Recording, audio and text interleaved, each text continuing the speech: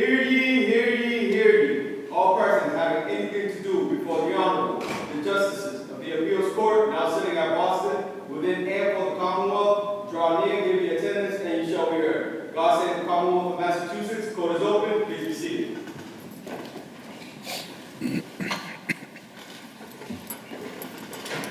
Good morning, everyone, and welcome to this session of the Massachusetts Appeals Court. My name is Gabrielle Wolohojian, and it is my great pleasure to be sitting this morning with Justices Desmond and Sachs. We have a list of 6 cases this morning, and as those of you who've argued here before us know, each side receives 15 minutes to argue, and there's no rebuttal permitted. There's a little clock on the podium. The yellow light goes on about a minute and a half before your time is up. So that's a cue for you to think about how you want to wrap up your argument. When the red light goes on, your time is over. And unless the panel has any further questions for you, that's when your argument ends. You may construct your argument any way you'd like. However, please be assured that the panel has already read your briefs and much of the record appendix, and so you don't need to feel as though you need to educate us on the facts. We know them. You don't need to waste your time telling us the background. Of course, you may use your time any way you'd like, but I just want to let you know that you don't need to do it that way if you don't want. With that, I'm going to call the first case. We have a number of impounded or partially impounded cases today. I'm going to ask counsel to just be wary of not disclosing impounded material on the record. Oftentimes, this is either financial information or information about names. So usually you can get around it by just, referring to someone like, mother, child, something. All right, so with that, the first case is 2022 P0795, Commonwealth versus Carlos Viscano. Viscano. Viscano. Thank you very much. And is it Attorney Ganguly? Ganguly. All right, I managed to get every consonant pretty much wrong. Thank you. We're ready whenever you are. Good morning, Tara Ganguly for Carlos Viscano.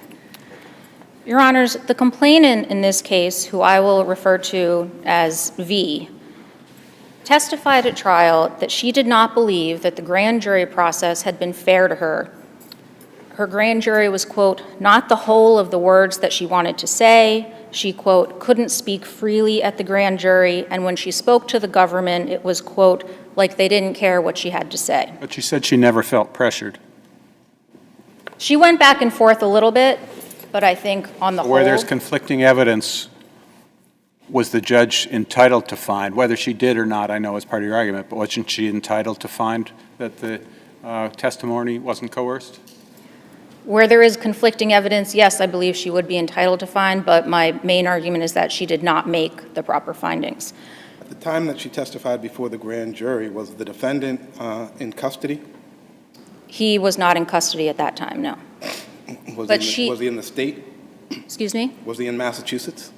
I believe he was in Pennsylvania at the time. But she testified in numerous hearings, both the pretrial hearings and trial, that she was in constant contact with him.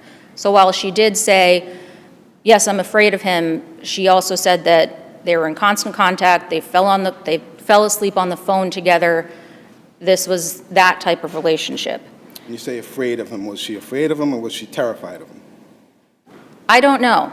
If she's falling asleep on the phone with someone, I wouldn't do that if I was terrified, but I'm not sure. Maybe you'd be terrified not to. Perhaps. What if, setting aside what the victim said about how she felt about testifying before the grand jury, is there anything apart from that to indicate that she was coerced? In other words, I'm looking, oftentimes if one were to look for external corroborative information, such as the transcript, which I read, and I didn't see anything in there to indicate that the coercion or compulsion, I didn't even really see leading questions. You mean the grand jury transcript? Yeah. So my question for you is, if we're just not taking her testimony, or the judge is obviously entitled to test the credibility of that testimony, right, make an assessment of it, is there anything external to her say-so, her testimony, I don't mean to diminish it by saying say-so, that would demonstrate coercion? I mean, other than her testimony, her in-court testimony, the only other thing that I can point to would be her recorded telephone conversation with trial counsel for the defendant, which was then, of course, read into the testimony, but it happened, it was an out-of-court statement that was then read into the testimony, but in that telephone call, she says, the knife was normal to us. It's normal to us. Like, I'm not scared when he does X like that. No, I'm talking about compulsion in providing grand jury testimony. I believe in that conversation, that's when she talked about that the DA pressed her to get a restraining order, that she was upset about the physical assaults, and I'll get to that in a second, but she told trial counsel that they pressured her, this wasn't what she wanted to say. I believe that's in that recorded conversation. But I guess what you're at I would least think that's implicitly agreeing is that the transcript won't reflect, the transcript of the grand jury testimony won't reflect any form of coercion or compulsion. I would agree with that. Okay. But, you know, she does testify about what happened before and after that. Right. So, but, and who is it that she says that to? About what happened before She and says it after? to the defendant's lawyer. To the defendant's lawyer, and then at the January motion and bail hearings when she testifies again. And the defendant's present. Yes.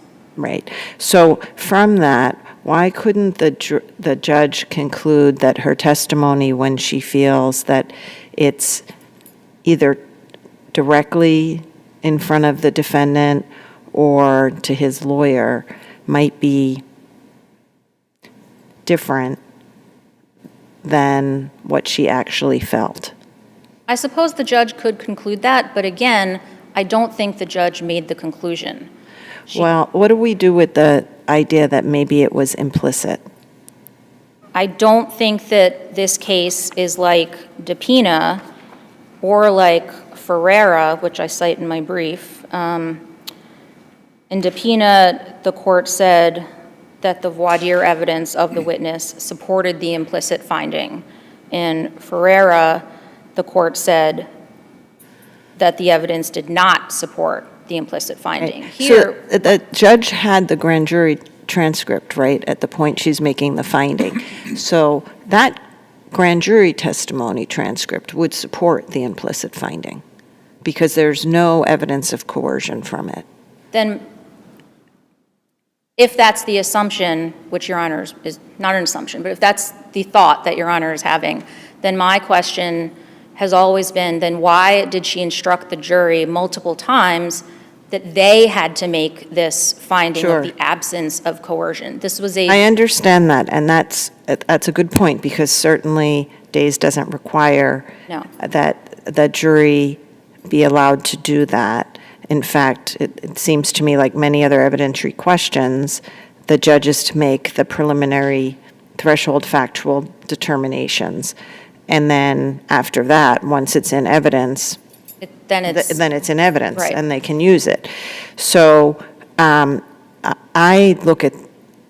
think that may just be an extra thing that the judge did. And can you explain to me the prejudice that flows from that? I mean, I don't think it's an extra thing, but even if it was, I mean, my argument is that the grand jury testimony shouldn't have been admitted. So the prejudice flowing from its admission is that the Well, jury... no, the prejudice, I mean, the prejudice flowing from its admission, I don't think that's here or there. If the judge could properly admit it, if the judge could properly find that the grand jury testimony wasn't coerced and could therefore admit it for its substantive value, then it seems to me the next question is, what harm flows from the fact that the judge asked instructed the jury to make a duplicative factual finding regarding coercion? I suppose that there's no harm from the jury making an unnecessary factual finding, but that's not, to answer your question, that's my answer, but that's not my argument. Right. Well, indeed, doesn't that benefit your client? That the jury now has been saddled with essentially finding another element that it wasn't coerced, the testimony. I don't know if the jury had all of the necessary information to make that finding. You know, she testified twice, or at least at that one hearing, the January hearing, outside the presence of obviously outside the presence of a jury, but in front of this same judge, when she gave all of those other conflicting statements that were inconsistent with her grand jury testimony. So the judge was basing, if she made a factual finding about coercion, her finding was based on the January testimony. Well, actually, it was based on the grand jury testimony as a whole, the 45 pages, the January testimony, and the trial testimony. The jury's... Has the grand jury testimony in part and the victim's in-court testimony. Correct. Right. But that January testimony is important. And if the jury was supposed to make this finding, they didn't have that January All testimony. right, so the defendant received a copy of the judge's jury instructions before they were delivered? Yes. Yes. Was there an objection lodged to the instruction? There was not an objection lodged to the instruction. And during the closing argument, did the defendant argue that the grand jury testimony should not be considered because it had been coerced? No, I don't believe that the trial attorney made the argument that I'm making now. The trial attorney simply made the argument this should not be admitted. Once it was admitted, he did the best he could do in terms of, you know, her other credibility issues. But he, you know, objected substantially to the admission overall. And So I take it we're basically under substantial risk then? I think you can decide it either way. I think the admission, because it was objected to, that it's prejudicial error. You can look at it as substantial risk because trial counsel didn't object to the instruction. But this court, in many cases, has based on the objection to the admission, which is what my argument is, that it's prejudicial error. May I ask a different question about standard of review? If the judge had made an explicit finding of no coercion, or if we assume that she made an implicit finding of no coercion, by what standard do we review that? Is that a preliminary question of admissibility where we look at whether it's clearly erroneous and it only needs to be proved by a preponderance? Or is it abuse of discretion or something else? So in DePina, the SJC says that a trial judge's findings on these issues are entitled to substantial deference. My argument is that the words trial judge's findings did not happen. Okay, but my question is, if it had happened, or if we conclude that it did happen, that there was a finding of some sort, do we look at whether that, you're arguing that it wasn't supported by the record. Yes, we defer to it, but do we defer to it in the sense that we only overturn it if it's clearly erroneous, or do we look at whether it was an abuse of discretion? I I mean, given, I would say substantial deference is an abuse of discretion standard.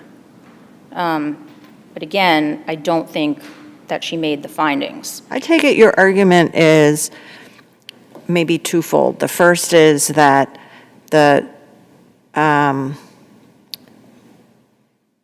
victim's testimony, the judge needed to credit the victim's testimony that she felt pressured. And the second is that the judge impermissibly deferred the factual determination to the jury Correct. about the admissibility of the evidence. Correct.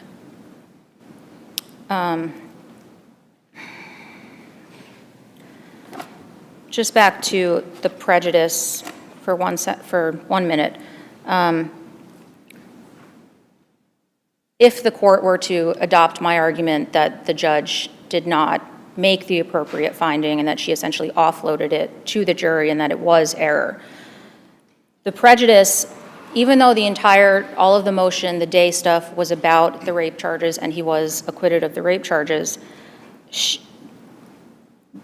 the jury made some decision about her credibility based on, I believe, based on that grand jury testimony, because there was powerful evidence at trial that she was in fact raped. She ran out of the car, ran across the parking lot to this other man, said, "I've just been raped." I mean, that's pretty powerful evidence that she was raped, and yet he was acquitted of 2 rape charges. So why was it that the jury convicted him of the other counts? I believe if you read through, the testimony, the grand jury testimony that was admitted, that's in my brief in the single spaced lines, it just sounds different. It feels different than her trial testimony. It feels more like she was terrified at that point of him than she does in her trial testimony. Her trial testimony is more measured, and I understand. We don't have the photographs, right? Not in the record, no. And I understand the issue about, well, the defendant's in court, but that's every case. That's outside of the record. Right, but I'm just saying, there are objective, there's let's say, neutral evidence on the assault-based. Correct, but I realize I'm out claims. of time, but she also said that she likes to get hurt during sex. Yeah. And with that, Let me see if there are any further questions. No, thank you. We have your argument. thank you. Appreciate it. Attorney Kennedy?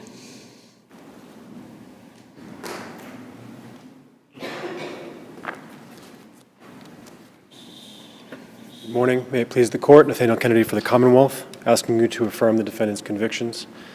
I'm going to cue in directly to... So I'm going to ask you to keep your voice up just a little bit. Sorry, I have a bit of a cold. I apologize. Sure.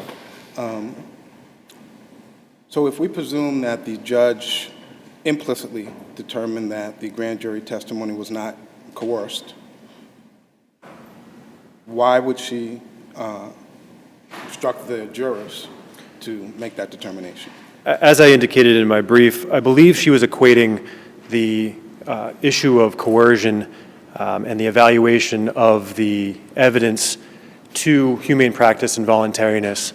She was serving as, in her mind, a gatekeeper function to determine a preliminary finding of whether or not the testimony at grand jury was coerced, and then gives to the jury an instruction that, although unnecessary, was not incorrect in that they must use this evidence, they must evaluate the evidence and the testimony of the witness to determine if they're going to accept that. So there's certainly no harm in the instruction that was given. She provided to the defendant a benefit to which he was not entitled, but there can be no prejudice, as Your Honor indicated during defense argument, to the defendant where he's been given this benefit. He's been given an extra layer of protection. Well, there's a harm in that they're not given that instruction until after they've already heard the evidence and it came in substantively. Right, but they were given the instruction on how to use that evidence, and I think that's what's important, and the jury's presumed to follow the judge's instruction.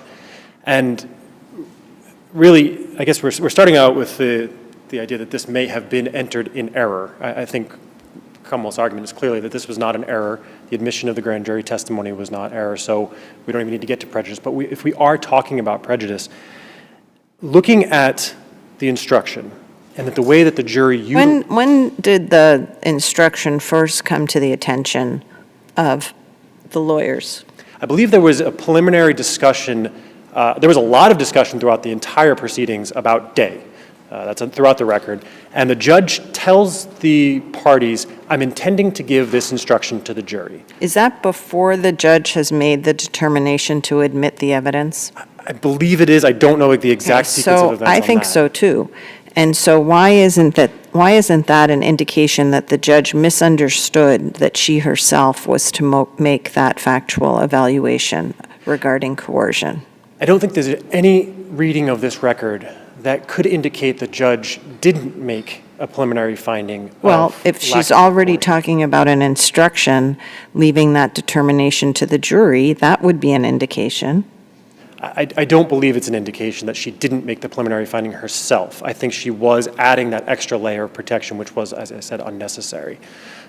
So basically, we're supposed to read the transcript and decide what was in the judge's mind on that front? I think DePina is clear on that. So no, because DePina doesn't involve this situation where the judge is making a legal error, right? Because that's what this is. That's what that instruction is a legal error. The jury does not need to evaluate whether there was coercion of the grand jury testimony before they can consider the grand jury testimony. That's a legal error. They were instructed incorrectly on the law. So when we know the judge already has that misconception in her head before she decides whether to admit the testimony, why is it that that's not an indication that the judge abdicated her responsibility to make the factual determination first? Because, again, I think a plain reading of the transcript and the way that DePina phrases how an implicit finding of lacking of coercion can be read, I'll read directly from DePina. The absence of an explicit finding is fine where a judge demonstrates familiarity with the requirements of the grand jury admission. Right, but the judge in that case understood that he or she was supposed to make the finding. Right. Whereas here, that's not clear. I disagree that it's not clear. She discusses, again, they talk about day a lot, and she tells the parties, I'm very familiar with a witness's, evaluating a witness and coercion. That's why I'm giving this instruction, I believe. Did she say she had been confronted with the issue before? She did say she was confronted with the issue before. That's why she had the instruction ready and on hand to go. But she gave it to the jury before. That's the instruction that she had ready. So doesn't that indicate that perhaps she did it wrong before? I can't read into the mind of the judge, but I think she does this as an extra layer of protection. I think she on her own gives this instruction believing it's an extra layer of protection for the defendant. At what point in any of the transcripts or anything that she said about the motion in limine is the strongest evidence that she was aware of the day requirement that she make a finding about coercion? She tells the parties that I'm familiar with the day requirements and I know that I've been confronted with this issue of coercion before. So I have an instruction ready for that. I know, but that last part doesn't help you. It doesn't, but I'm just giving that's what she says in the transcript. That's what she says. That's It what she seems says. to be that she thinks day requires this instruction. She does seem to think that, yes. And that's wrong. So I'm wondering where that leaves us. I suppose in the realm of prejudice. And certainly, there's no prejudice. I'm arguing there's absolutely no ability to find prejudice. You can find any way you want to, but I would argue... You have a lot of ability. You have lots of ability. But I would argue that there is really no way to find prejudice here, where let's take that instruction. The jury's instructed, and they're told that they're there to evaluate whether or not there's coercion. So they either took that, considered whether or not the grand jury testimony was coerced, and dispensed with the grand jury testimony, following the judge's instructions, or they considered the testimony, and there's a jury finding that there was no coercion in the grand jury. So one way or another, the use of that testimony by the jury after this instruction leads to no prejudice. Could any reasonable reading of the grand jury, and by the way, the grand jury testimony was about 45 pages. She admitted maybe 9 or 10 pages of the grand jury testimony, correct? Yes. And so she had kind of gone through and parsed out the areas that she felt were appropriate to go in front of the jury. Yes. Could any reasonable reading of that grand jury testimony support a finding that it was coerced? I don't believe so. I have the grand jury testimony. Well, this is what was read to the jury, the portion of the grand jury testimony. And it's clear, similar to DePina, that the words that were used were the words of the victim. She's responding to the questions, and she responds even in a narrative form. Now, there was the voir dire hearing, and there was the testimony at trial where she says that she felt that she wasn't able to give her full story. I think that that's inconsistent with the grand jury testimony. There's a very full story given here. And as counsel had provided the court in a 16L level, Commonwealth v. Brom, an important component of Brom was that the finding, the judge is entitled to credit the testimony of the witness and to discredit that testimony of whether or not that witness is, I'll read directly from Brom. The judge as the fact finder is not obligated to credit the testimony in finding that the witness's previous statements were made of their own words. So the witness saying, this wasn't my full story, this isn't what I wanted to say, the judge who's now seen the witness over the course of a series of hearings can credit that testimony or discredit that testimony. And here, it's clear the judge discredited the testimony that the witness felt in any way coerced or wasn't able to tell her full story. In fact, as Your Honor pointed out, I'm not sure who pointed this out, at the beginning of counsel's argument, on transcript 15, page 29, defense counsel asked the witness, did you feel pressured or coerced at grand jury? She said, no, I never felt pressured, no. Can we just get back to whether there was an implicit finding made and what evidence there is? The Commonwealth's motion in limine to admit the grand jury testimony substantively, this is Record Appendix 52, refers generally to Maldonado quoting Day, but does not specifically say that the judge must find that the statement was not coerced. Yes. It just describes, it just says it's admissible if it wasn't coerced without saying who must make that finding. The defendant's opposition to the motion in limine doesn't address who must make the finding either. And then in the argument on the motion in limine, which I believe was August 11th of 21, at page 25, there's very brief discussion, and there's only one mention of the word coerce or coercive. Yes. Without saying who makes the finding. Right. I agree that, well, I agree with everything you said. However, that doesn't discount that almost 20 times the parties discuss specifically Day. And it's really, to me, somewhat inconceivable that a judge would discuss a case specifically by name, tell them that she's familiar with it, tell them she's familiar with the coercion component of it, and not understand her requirements in admitting grand jury testimony or making a determination prior to admitting that evidence, letting it get to the jury. Particularly an experienced judge who, as I said, has mentioned multiple times her familiarity with the Day requirements. So just to step back for a moment, I do just want to reiterate that I think DePina is very similar to this case. In DePina, the judge was able to observe the witness over the series of multiple hearings of voir dire, a Martin's hearing, and trial testimony, very similar to this case. As Brom states, the judge is able to credit the testimony or discredit the testimony of the witness, and then we can make an implicit finding, or we can read into the transcript that the judge made an implicit finding that there was no coercion before letting it get to the jury. Even if there is error in lacking the finding or the finding wasn't made, and there's no prejudice to the defendant. There's no prejudice to the defendant because of the way that the instruction was read, their use of the instruction, but further, The evidence of the acquittal on the most serious charges, the 2 rape charges, evidences that they use this for the proper, use the substantive evidence of grand jury testimony for the proper purpose.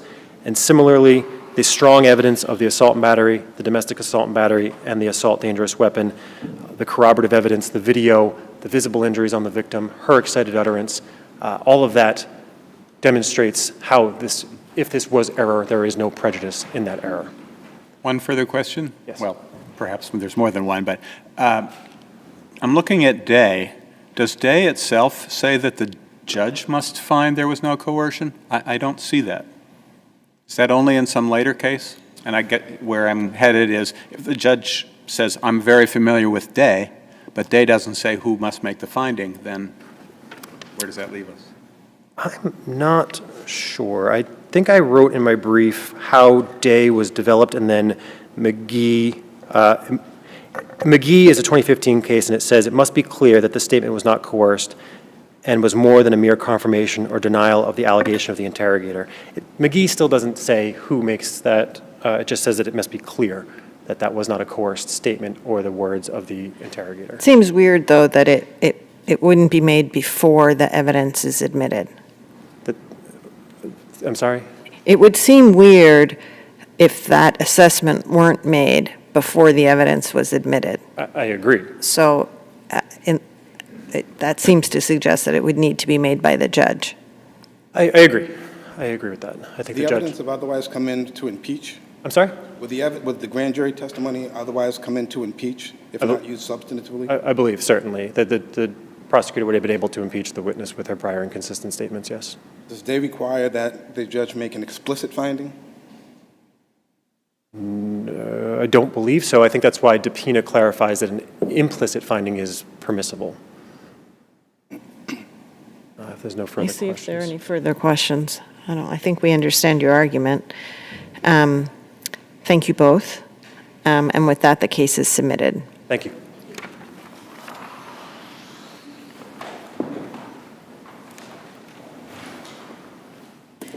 Oh, Gio,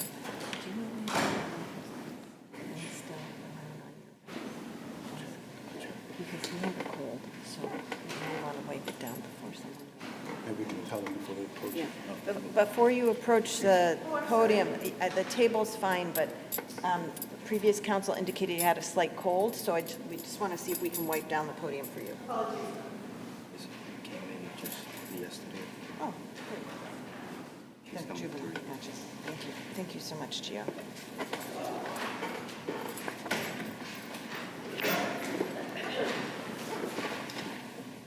This is on Juvenile. Came in yesterday, apparently.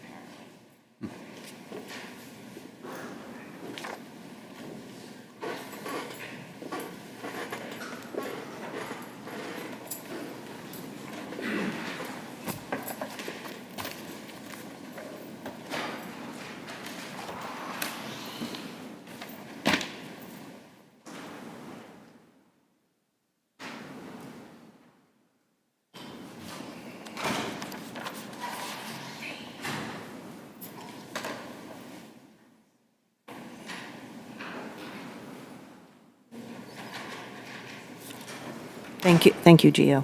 No problem.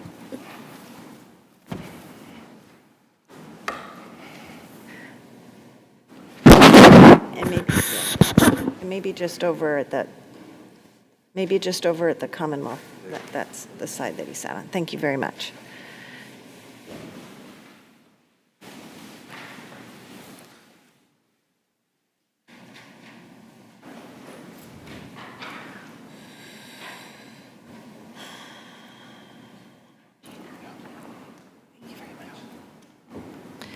Thank you.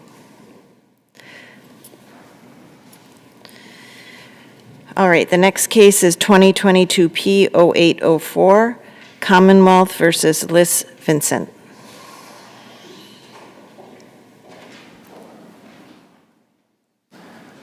Good morning. May it please the court, my name is Attorney Sarah Unger, and it is my privilege to represent Mr. Vincent in his case today.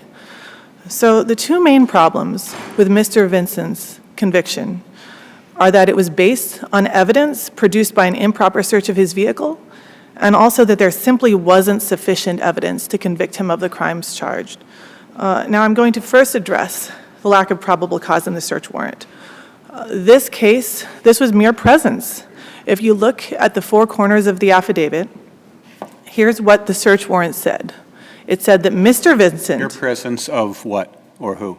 So the defendant. The defendant was there. He was there on site. He was there in the parking lot. To search the car, does there have to be any information about the defendant? Or is it enough that there's probable cause that the car, regardless of who it belongs to, may have evidence in it showing the commission of a crime or who committed it? I think that's reasonable, but there's nothing tying the car to that fire. The Commonwealth argued... The car pulls up with the defendant driving 15 minutes before a fire is reported at this church. The defendant is seen carrying a bag full of something into the church. I don't know if that's in the warrant. So they know, yes, they have reviewed the video before they get the warrant.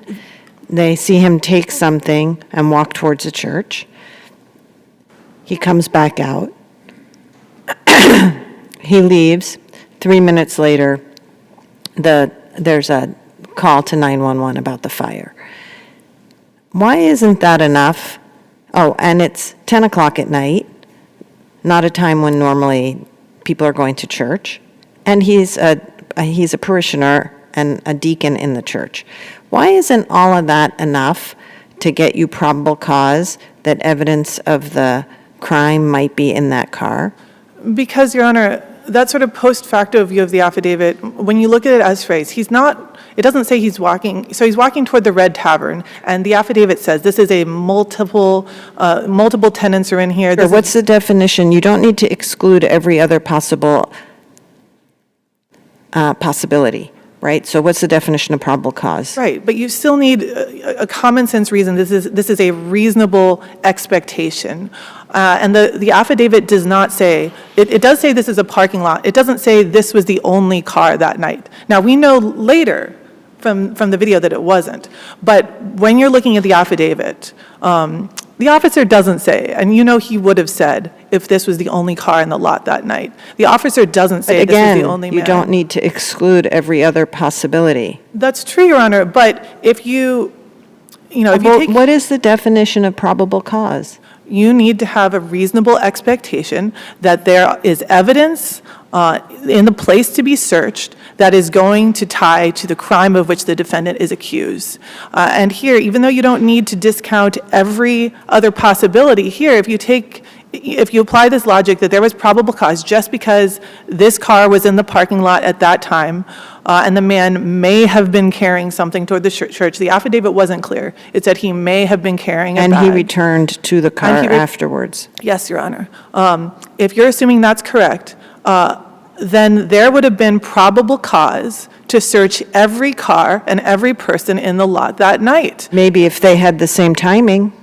Maybe if they also had a connection to the church. Many of them did have about the same timing, and many of them may have had the same connection to the church. We don't know because the officers didn't run their plates, even though there were multiple other plates that were visible on multiple other cars, and you could see the make of the car and you could see the plates. So it's actually possible, Your Honor, that, I'm sorry, Justice Sachs. Oh, I'm sorry. No, you're talking about the search warrant, so I don't want to start relying on trial testimony. But again, I mean, even if other parishioners were parked in back, we see this one individual with this one car going back and forth a couple times.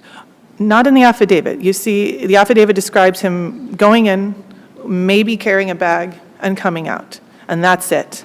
And that's not enough for probable cause, Your Honor. If that were enough for probable cause, then every other car in the lot... It might be that you might have probable cause to search them all. Do you see what I'm saying? There's a fallacy in the logic there. I see what you're saying. You may have probable cause to search every car in that parking lot, but all we're asking is whether there was probable cause to search this one. And we've got the timing. We know he's a parishioner. We've got location. and we've got what the officer says he carried something in and he came out without it later. And that's, I think, we just look at the four corners of the affidavit, correct? Yes, Your Honor. And on these facts, I don't want to talk too much in circles, but I would argue that there is weak language. Again, he may have been carrying a bag. It doesn't even say he was carrying a gasoline tank-sized bag. He may have been carrying a bag, he came out. Doesn't say he was acting furtively. I don't think those rise to the level of probable cause Clearly here. carrying a bag. I'm sorry, Your Honor? He's clearly carrying a bag. There's no may of. No, in the affidavit, he may have been carrying a bag. And if you look at the video for the sufficiency argument, I agree. We've Your Honor. reviewed the video. Yes, yes. But for purposes of the motion to suppress argument, that's all it says. It says he may have been carrying a bag. Okay, so I think, unless there's anything you want to add on the motion to suppress, maybe we don't want to get too bogged down into that. I would be happy, Your Honor, to move on to Go the on to the sufficiency argument. sufficiency of the trial evidence. And so moving on to this argument, there are really just two real things the Commonwealth can point to here. His presence in him walking through the parking lot that night, and then the gasoline in his car. And both of these things fall short of proving the elements beyond a reasonable doubt. Now here, And we have a little bit more than that. We have that there's gasoline in his car and that there was gasoline that started the fire. yes, Your Honor. But here, this is not a Tesla. This is a gas-powered car, and you have trace evidence. It was found in the passenger side of his car. Yes, Your Honor. We Yes, Your know Honor. he put something into the passenger side of the car on that evening. Yes, Your Honor. When he was coming back from the church at 10:06? Yes. Yeah. About 4 minutes before the fire started? Or Yeah. before the fire was observed? It's Your Honor. 10:06 at night, and the evidence was the church was closed? Your Honor, yes, the evidence was And the that evidence that it was broken into or forced entry? there was evidence that the locks were broken before Officer Pekarsky. On the outer door? So there were two different doors. There was the outer door, and the testimony was that the handle was broken off sometime before 6 o'clock. Yeah. And then there was a back door to the church. And the testimony there, we have basically 2 points of relevant testimony. One was from the landlord, the building owner, saying nothing was broken that morning. And then the second relevant point was from Officer Pekarsky, who was basically the last man on the scene. He was there after the fire had been put out, after people had tromped That was through. the broken window. And he was saying, I'm sorry, Your Honor? That was the broken window? The broken padlock on the back church door. And he said that those things were broken by the time he arrived on the scene, but Right. we don't know. And the if defendant was parked in the back side of the building? he was parked in the backside. That's the opposite side that parishioners would normally enter. Right, so To that go to the doesn't church. seem to help your client much, right? That he's parked on the back side, which is not the normal point of entry for the church. The other parishioners, in fact, had parked on the front side of the building that night. I think it could be inferred that he wasn't there to pick up anyone, even though the other parishioners were coming back from a away function. The timing lines up with the fire. As Justice Desmond mentioned, the fire was started with gasoline. And he's got a connection to the church, but he doesn't have a key. So to get whoever, so if he doesn't have a key to let him in, they could probably infer that he had to force his way in, if he was the person who did it. But my question for you is about identity. You seem to phrase the argument as being that there was insufficient proof of identity. But it really seems to me undisputed that he was the person in the video who was driving the car and was there on the scene that night.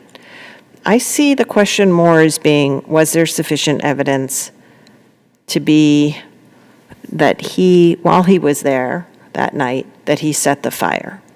Do you agree with that? That is more the question, Your Honor. Okay. I agree. So let's see what let me just see, playing devil's advocate, what I see the Commonwealth's evidence to be under the Lattimore standard. He pulls up 15 minutes before the fire's reported. He goes into the church. He's carrying a bag that has something in it. He comes out after, he doesn't have a key, so he'd have to break in. The door is in fact broken in, or the lock is broken in on the door to the church. The fire is set with gasoline. There's gasoline in his car. He comes out at 10:06. He puts the bag back into his car. It looks like the bag's lighter when I watched the video. He goes back into the church. He comes out just a minute or two later, and then he drives away, and then the 911 call is placed. He's not there to meet anyone for the church. He doesn't meet anyone at the church, and it's 10 o'clock at night. He was aware that the parishioners were away at another event. Yes, Your Honor. Okay. And to that, So, and then I don't know if this is a fair inference or not, but was there evidence about how long it takes for, let's say you put gasoline and then you light it, how long it takes for a fire to alight from that? not from the Commonwealth, Your Honor. Now, Okay. I know we're not getting into the defense evidence. Right. You know what his expert said. Yeah. I will point out that Your Honor has mentioned a couple times that he's going into the church. There's no evidence. No, there's circumstantial evidence and direct evidence. There's no direct evidence he went into the church, but we're talking about inferences. That's correct, Your Honor. And I will just point out that one of his many, many responsibilities for this church, one of the things the church did was keep a food pantry in the kitchen. The kitchen is closer to the side of the building where the defendant entered. And so, yes, he was carrying a bag. Assuming this bag appears lighter when he brings it out, the food pantry is on that side. The kitchen is unlocked. When the defendant, if say he had a gasoline canister originally in the bag and he brought it in, the police combed that building with a gasoline sniffing dog and never produced any sort of container that the gasoline could have been in. Right, that's why it's important that he takes the bag back out. Yes, Your Honor, but as you point out, if it appears emptier, then where is this? See, because what I'm wondering is, I think as a matter of common sense, most people wouldn't think that you'd light gasoline while you were standing with the gasoline container in your hand. So Just you my might- thinking. So you might go back to your car, put the canister back in the car, and then go back in and light the, Well, gasoline. To me, that sounds like a lot of speculation, Your Honor, and a conviction can't rest on that. And so I think in a case like this, where you have a lot of almost connected things, well, a few almost connected things, where he enters on the side of the food pantry, not on the side of the church, where he had every reason to be there. The restaurant is still open until 10. You see a lot of people going in and out of the restaurant. If you look at the clip, not just the highlight clip, but Exhibit 6 that shows that same period, there are at least 24 other people going in and out of the building. Maybe church members, maybe not, because their plates were never run. But Mr. Vincent was one of many. A lot of them were carrying things too, but he was the only one that was convicted on evidence that really wasn't much stronger than what you have against any of the people on camera. If there are no further questions, then I'm happy to rest on my brief. Let me see. I would just say all that you just said was put before the jury? Yes, Your Honor. I think we understand your argument. Thank you very much. Thank you, Your Honor. Attorney Jiang? Jang, thank you. Jan. Oh, sorry about that. Good morning. May it please the court. Kristen Jang for the Commonwealth. Starting off with the search warrant argument, the affidavit dated September 25th, 2017 established the following. Police were investigating a fire that they believed had been intentionally set at 10 p.m. on the previous evening inside a church that rented space in a large commercial building. Multiple first responders observed a strong odor of gasoline on the scene. Per surveillance footage that they pulled from the back parking lot at 9:53 p.m., a male arrived in an older dark-colored Toyota Camry, quote, apparently entered the building, possibly, quote, carrying a black bag on his way in. He exited at 10:10 p.m. and, quote, promptly left just 3 minutes before the 911 call was placed. Police then performed an R&V search and identified a Camry registered to LYS Walker Vincent, bearing the same final 3 license plate numbers. A Camry bearing the same 3 license plate numbers was parked in the driveway of the defendant's residence, and a person named, quote, Walker Vincent appeared on a list of church members that they obtained from the pastors of the church. So taking all this together, in the way that we're required to look at this under the case law in a common sense fashion and read as a whole, this is sufficient probable cause to justify the search of the Toyota. And I'm happy to move to the next issue unless there are questions. I think that makes Now, sense. as to the sufficiency evidence, there are also a lot of cases, a lot of case law on arson cases, and Can I just ask you to fill in one part of your narrative you just gave that came out at trial, not in the warrant? What time did the church members return from Somerville, and was the fire already going then, or how did those two relate? I don't recall from the testimony the specific time, but I know that one of them observed flames coming out through the window and I believe called 911, so it must have already been an active fire when at least some of them returned. I think the pastor's wife was in that vehicle.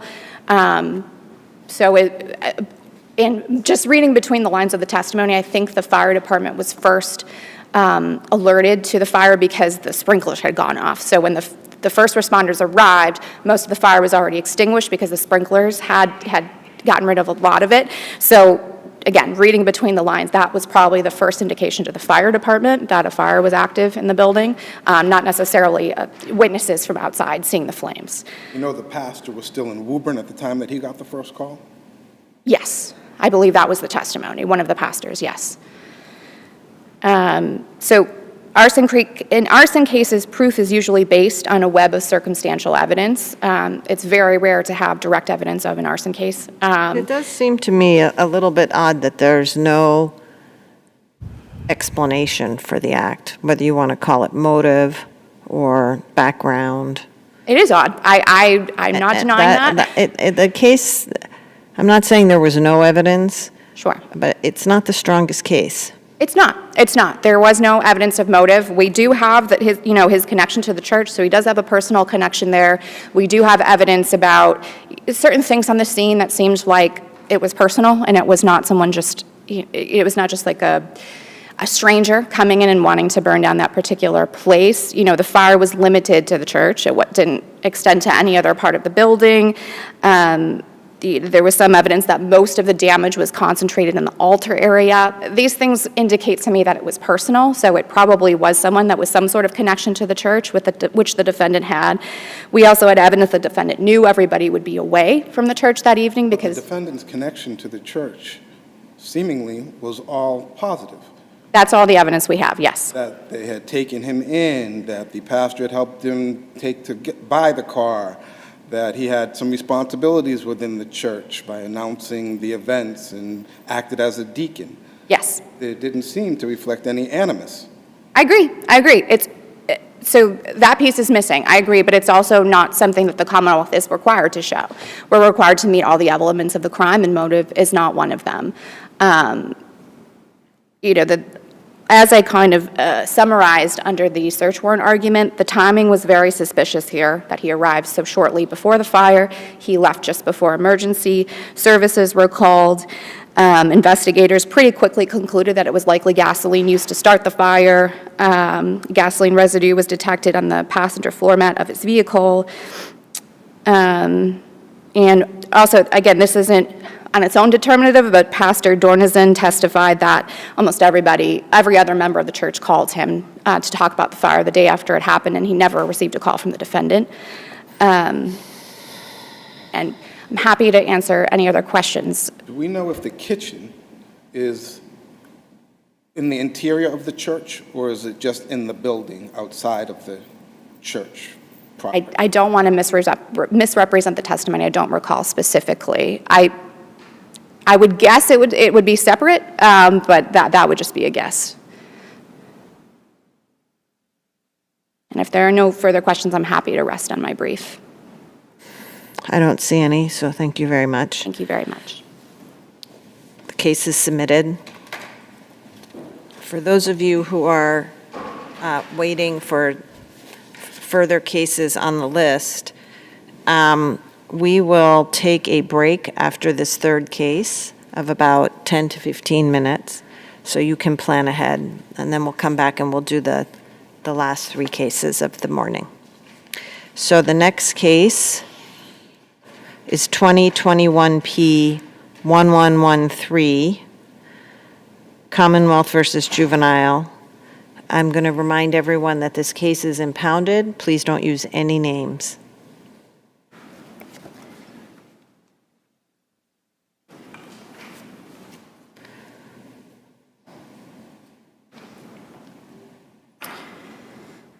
Good morning. May it please the court, Caroline Alpert for the Juvenile. At the time this case was pending, Noah N. did not exist, so the only sentencing authority was Chapter 119, Section 58. Section 58 states that if your case is disposed of before your 18th birthday, the maximum sentence is a commitment to 18. So in reliance on a fair reading of this statute, counsel advised the juvenile, let's make sure to have your trial before your 18th birthday to limit the maximum sentence. And the way we're going to make sure that your case is heard Did before he say, let's make sure? Can anyone be sure if you waive a jury that you're going to get a trial before your 18th birthday? Well, not anyone, but in this case, he was very transparent throughout the pendency of the case that he wanted to have that trial before the birthday. Oh, he may have wanted to, but is that a part of the constitutional right to a jury trial, is that when you waive your right, you get a trial sooner? That's not the constitutional right, but the issue here is what was the basis for his reason for the waiver, and did he have sufficient knowledge? He had a strategic reason. I'm sorry? He had a strategic reason. Yes. But no party controls the timing of a trial. It's up to the court. Absolutely. Okay. And if there had been a legitimate reason why the case could not be tried before his birthday, then that would have been fair game. Fair game. And if the defendant certainly hoped that he would get through trial and be sentenced before he turned 18. Right. That seems to me relevant to understand his thinking, but I'm not sure that it really informs any rights. Do you see what I'm saying? He doesn't have a right to have his case disposed of before he's 18. And I completely agree on that point. So so I'd like to focus a little bit on your argument that his waiver of his right to a jury was not knowing involuntary. What are the rights that you're giving up that the law says you need to be informed of before a judge accepts your waiver? So what the case law says is that it's fact specific, and so it's based, so it needs to be knowing and intelligent, and it needs to be knowing and intelligent for the reasons that you're giving up that waiver. So not every juvenile case is this going to be the reason you waive a jury. You might waive it for other strategic reasons, and then the timing has nothing to do with the waiver. But in a case where that's the reason for the waiver, and you are not aware that the court is going to do something in contradiction to a statute that you're relying on. Well, what's in contradiction to a statute? So Section 58 says if your case is disposed of. Right. It doesn't say your case must be disposed of before you're 18. Right. But here, there was not a legitimate basis for pushing it past the 18th birthday for this sole reason. So again, if they knew that, for example, the complainant wasn't going to be testifying at trial and they'd have to wait for the victim impact statement to come, or if this was a YO case where This is a little bit weird, to be frank, in my view. I have a real hard time understanding your argument about the waiver of the jury trial. If the defendant had not waived jury trial, I take it you would have anticipated that he would not be tried until after he turned 18. Correct. Okay, so what did he lose by waiving that right? So what he lost, Was a strategic hope he had. well, it He was, hoped to gain an advantage, but he didn't really lose anything. Because if he hadn't entered the waiver of jury trial, he wouldn't have been tried until after he was 18. right, but in that case, he would have, based on the record and the And his right was to affidavit. have a jury trial. And so, again, what did he lose? So what he lost was being able to make an informed decision about whether to waive that right or not. And so I think one case to help us understand this is Commonwealth versus Bertie, which I cite in my brief, which talks about a similar misunderstanding about sentencing in the adult context. And what that case says is that what happened during the colloquy is the judge... Because there it didn't affect the length of the sentence. Right, because in the adult context, based when you have your trial, doesn't But Bertie impact- didn't announce any principle that one must know, as you must when you're pleading guilty, you got to know the maximum consequences, the maximum sentence. Is there any case that says that in the context of a jury waiver? Well, no, it doesn't say that specific principle, but what Bertie, I think the Is proposition there it any stands... case other than Bertie that... sorry? Is there any case other than Bertie that suggests that knowing the maximum sentence is a part of a knowing waiver of a jury trial? No, that was the only case, and I do think this is a novel question, particularly in the juvenile context. It hasn't been raised before, and so, but through proposition, I think what Bertie helps us understand is the question is, what is the basis for the jury waiver? What is the reason someone's waiving a jury, and was that knowing? And so I think another case that has a similar proposition is So does that mean that the defendant needs to tell the judge that I'm choosing to have my case tried by you because I think you're more likely to render a favorable decision than if I tried my case to a jury? Well, that's different because that would be asking the judge to make a discretionary decision in advance. Here, what happened is you were relying... I'm just wondering,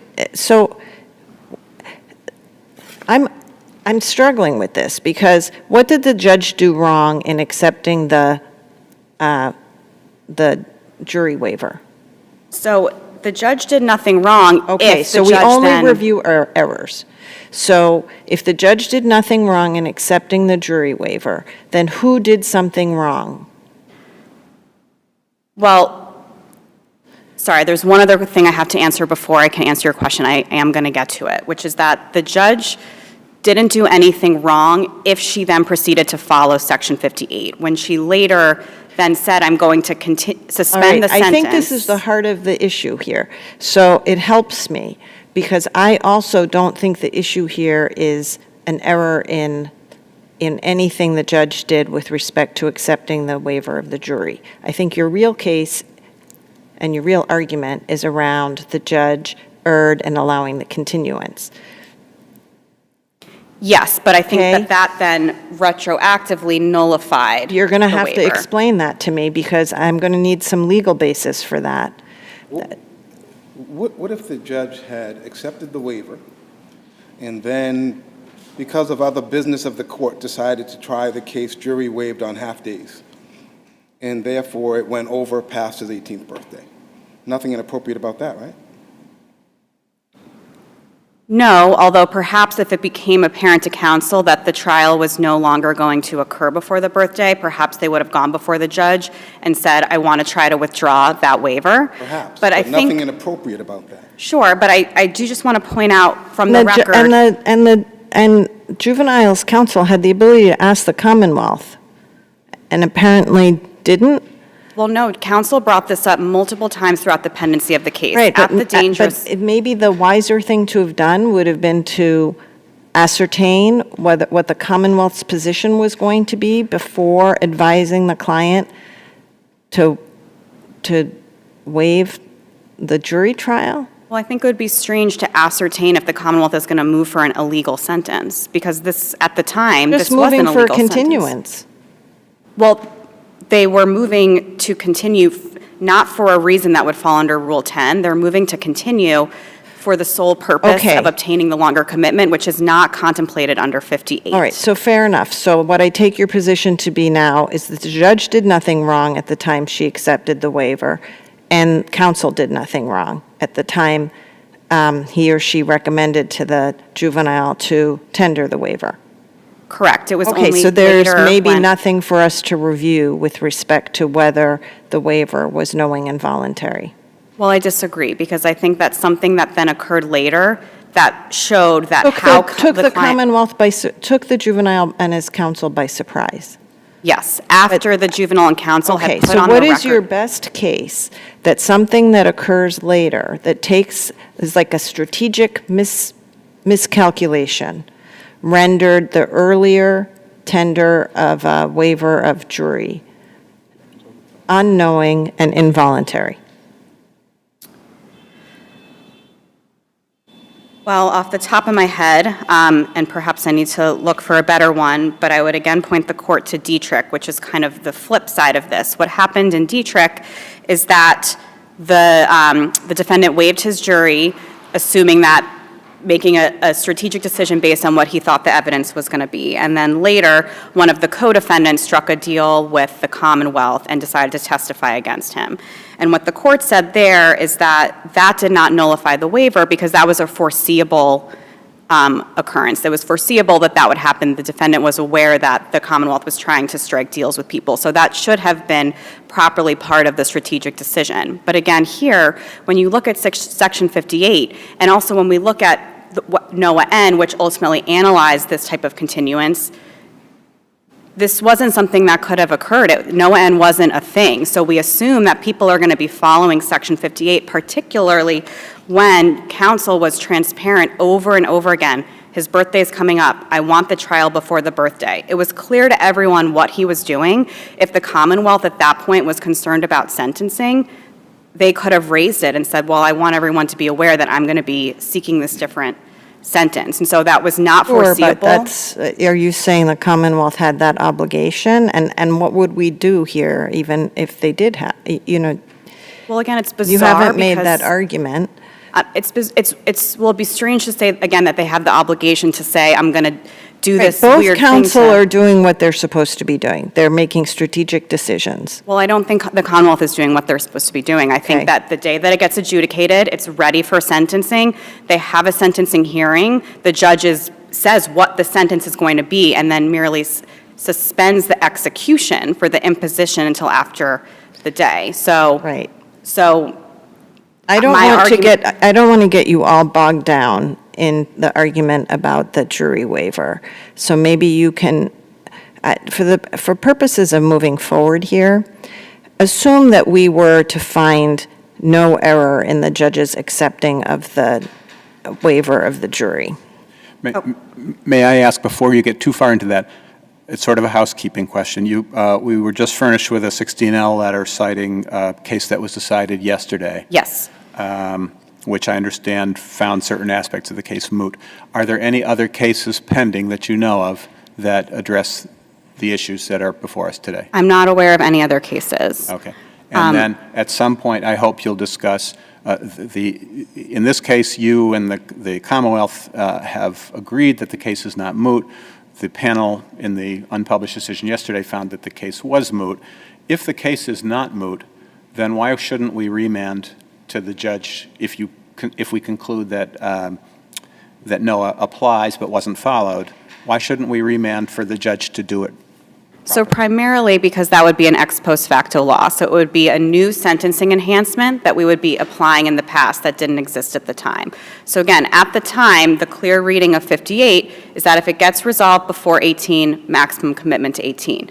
NOAA N created this new type of mechanism. It's disposed of, and I guess I question the premise that NOAA created a new mechanism. NOAA established limits on when a case could be continued under Criminal Rule 10. If it's going to be continued for the purpose of making a longer commitment available, then there have to be certain findings made. So it imposed limits. It didn't create a new mechanism that I see.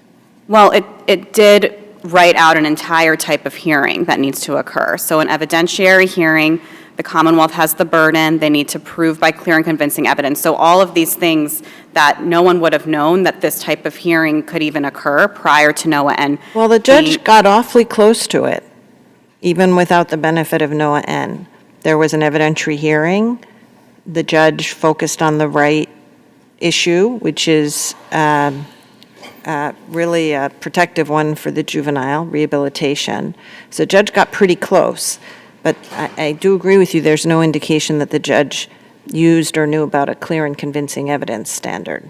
And even before that, the judge actually made the decision to continue before the sentencing hearing. So the judge made that decision before there was any evidence whatsoever. No, And then well, the there was a Commonwealth- hearing, as I understand, I mean, maybe I'm misunderstanding the record, but I saw a transcript for the motion to continue. There was an adjudication. Immediately, the Commonwealth moves to continue. And then There's the judge argument had a- about that. The right. judge allows it, and then defense counsel says, well, if you're going to allow this, I want to try to defend against this. Let me put on my evidence. Right, so that's all part of the decision to continue. If you want to view the later ones as different decisions, but the judge did make a decision to continue before there was any evidence put on, and then also the Commonwealth didn't put on any evidence regarding treatment, so I they couldn't- understand that. Okay. So I want to go back to my question before Judge Sachs got onto our other things. Assume for the moment, and I'm not asking you to concede this, assume that we found no error by the judge in accepting the waiver of the right to jury trial. So I understand that there's no other argument you're raising that would result in a reversal of the adjudication of Correct. delinquency. All right, so then what would be the relief? Because even if we agreed with you that the procedure did not comport with Noah N., what happens at this point? So the sentence would have to be set aside. The adjudication would remain, sentence gets set aside, and one option would be it would have to just be a delinquent file, I think would be my argument. And does the case that you just wrote your 16L letter on bear on this? No, because they determined this was moot, and so they did not decide this issue. And I am happy to address the So- mootness. Okay. No, so we would not, so I take it, let me make sure I understand the state of affairs on the ground. The juvenile is now past the age of 19. He's 20. He's 20. He had 2 other adjudications to the age of, that imposed sentences to the age of 19? 18. 18. No, I thought 19. I thought I saw that in the Commonwealth's brief. He had 2 other. I don't think that would have, again, that wouldn't have been possible at the No? time of this Okay, case. so he because had he 2 was- other he was adjudications 17 when only this- to the age of 18. How was he already in custody at the time of the sentencing? He had been committed on he had previously been placed on, I can't remember the facts. He had already been committed to DYS. Okay, so then I don't understand your dead time argument, because if he was in custody on the other charges, how does that become dead time when he goes into custody on this charge? Okay, sorry, I'm reminded now. So he had previously been committed, but had been released into the community, and that was a lot of what his caseworker had been testifying about, is all the services he was receiving in the community. What happened on this case is there was a GPS violation that I don't recall the details, and so he had his bail revoked, and so he was being detained pending this case. And so then what happened on the day that the judge said, all right, I want to commit you to 19, I can't do that today because that's an illegal sentence today. So put it out for, it was May 18th, and they put it out for June 24th, so a little over a month. And so that time and counsel asked for him to be released during that time. The court did not release him, so he Okay. was held, and in juvenile court, there is no credit. Okay, but that wouldn't be dead time because he was in custody because of his violation of the GPS requirement. As a condition of release on this case. Right. And so regardless, he would have been held, even under your best case scenario, he would have been held till he was 18, turned 18. Right, but that time then would have been the time of his sentence. So that would have been sentence serving, that month and a half that he would have been receiving the treatment that DYS provides. Because they waited to execute the sentence, he was still considered a detained youth, not a committed youth during that time. So he was held in a detention facility. DYS does not provide treatment until the actual commitment gets executed. Is there any case that calls that situation, quote, dead time?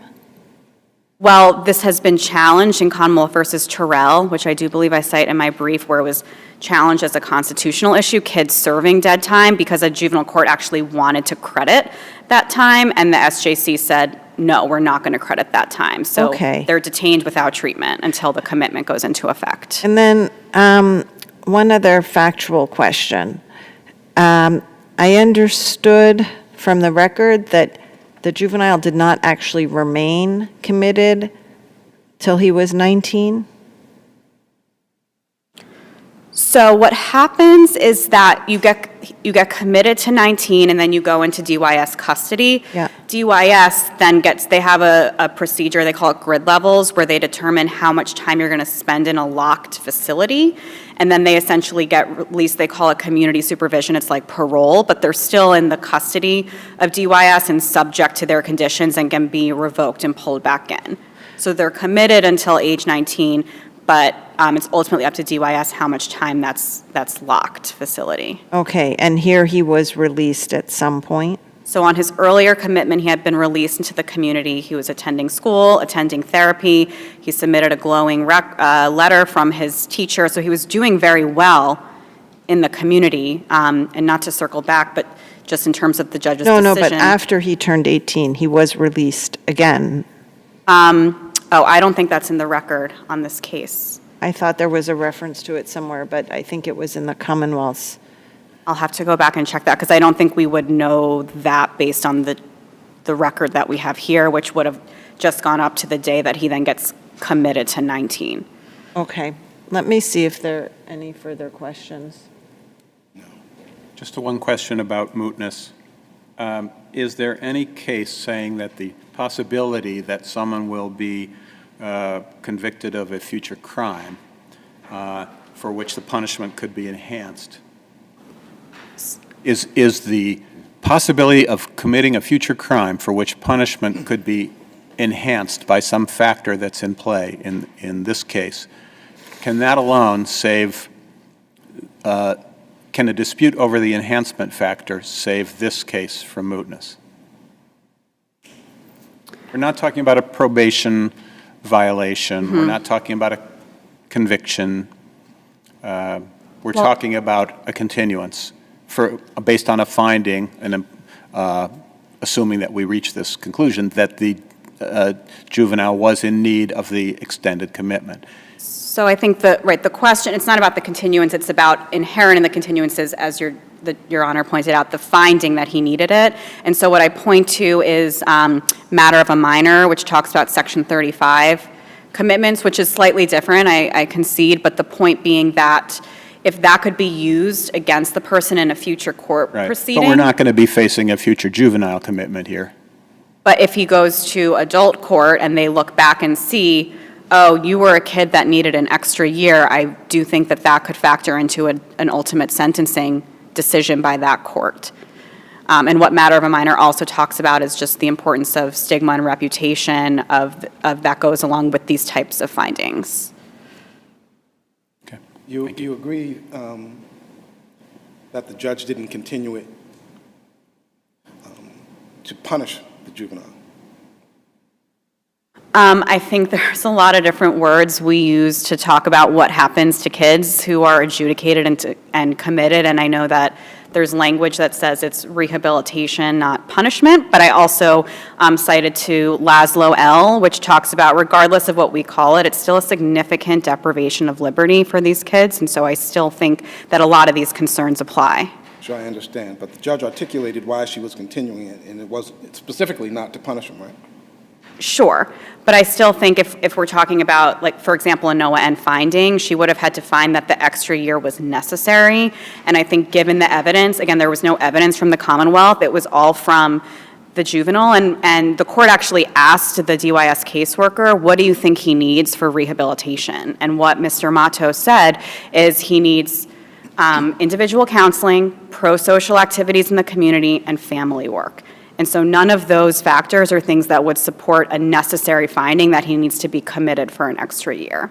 He would have been able to receive those, he would have been required to do those things without the court's imposition? Well, he was required for at least a month and a half while he was still on his previous commitment, and he had also signed in to DYS, and so he was going to continue receiving services until age 23. By agreement? By agreement, sure. And if there are no further questions, No, okay, Thank you. thank you very much. Attorney Mello?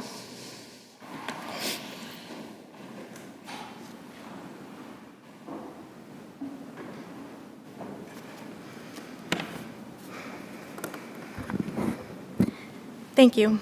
May it please the court, Emily Mello on behalf of the Commonwealth. I want to start with the question that Justice Sachs left off with, and this case is sort of in an interesting posture now because a case did come out yesterday that addresses, I think, every single issue in this particular case.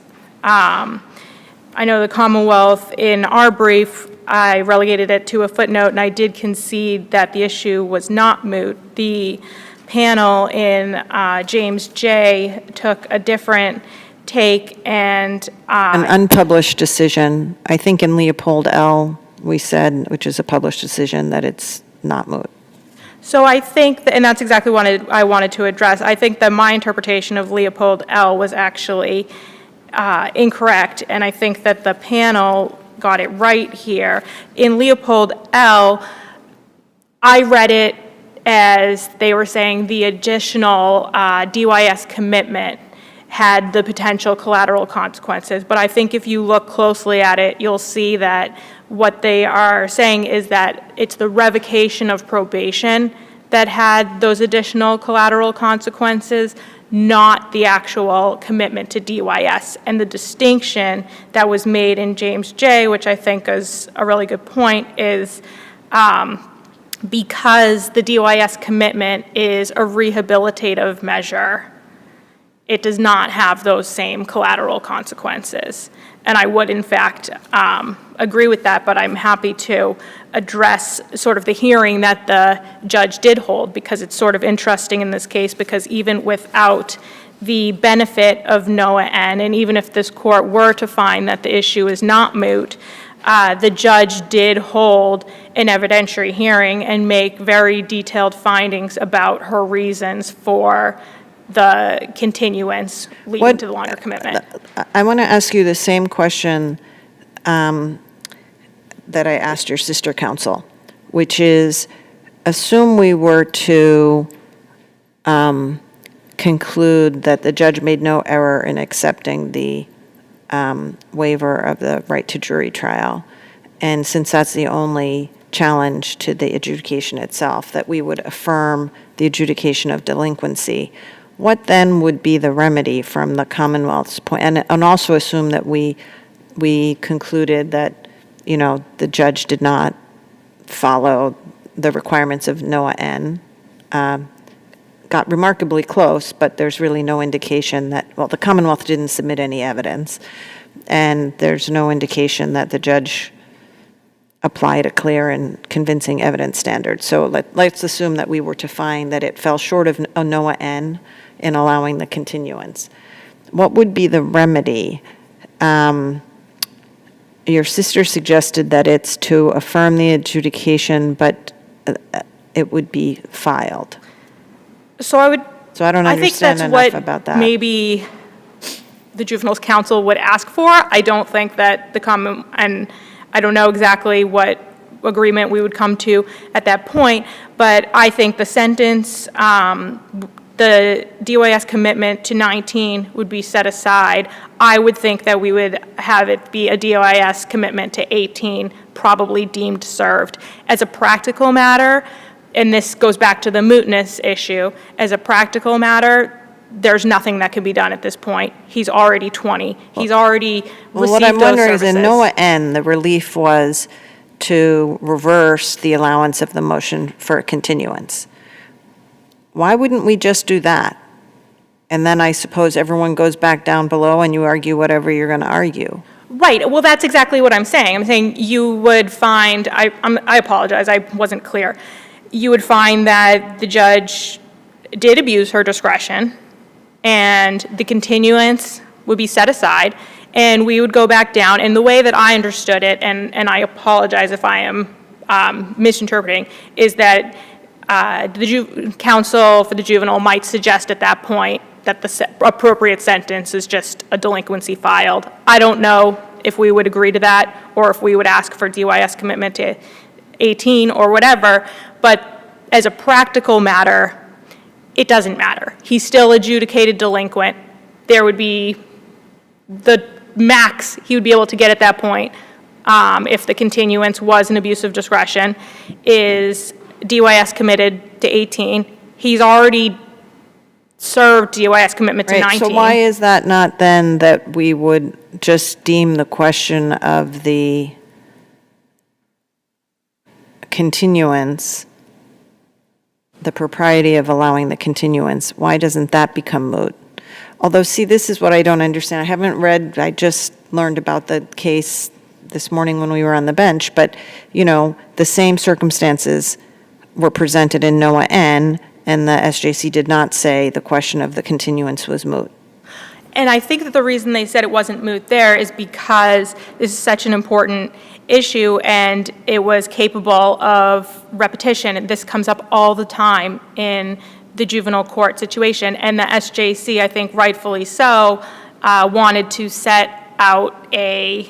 But what could happen once they had reversed the motion for a continuance? In NOAA N. For NOAA N, nothing. Okay, but they didn't say it's moot. And I think that the reason they didn't say it's moot is because of the capability of repetition issue, not because he was actually going to get... I don't know that that's correct, because you just reach the decision and you say, even though it's moot, we're going to decide the issue. But that doesn't mean that it changes what the relief was in terms of what we call the snapper, the last part of the decision. Mm-hmm. I guess we'll have to work that out on our own. But in any event, as it stands, if the court were to find an abuse of discretion and say, and reverse the continuance, there's nothing that could be done for the juvenile at this point. He's already been DYS committed to 19. That's unfair. Isn't that just fundamentally unfair? Well, I think it's called moot. 5 years, you only should have served 2, and so, hey, we're sorry. Well, that's exactly what happens, though. If someone has served, someone gets a 3 to 5, and by the time their appeal goes through, they've already served 2, and their conviction gets overturned, they get let out. I want to be clear when you say nothing can be done. If this case is not moot, if the collateral consequences of a NOAA N continuance are sufficient, that they're worth fighting over, why wouldn't we remand it? I think you would. I feel like, I apologize because I think we're not totally understanding each other. I think that you would find that it was an abuse of discretion to allow the continuance, and then you would remand it back to the juvenile court, and then at that point, the juvenile would be sentenced, and the maximum sentence at that point would be DYS commitment to 18. But if the collateral consequence that keeps this from being moot is the finding or potential finding that the juvenile needed the extra year of commitment to DYS, then isn't the remedy to go through a proper NOAA N hearing where everyone understands the burden and make a determination about whether the juvenile did or did not need that? I think that would be appropriate. I do. Now, it doesn't affect the committed time or other time the juvenile will actually serve, but if the finding is on the record, and that's why we're deciding all this, then why not do something about the finding on the record, either establish that it was proper or vacate it?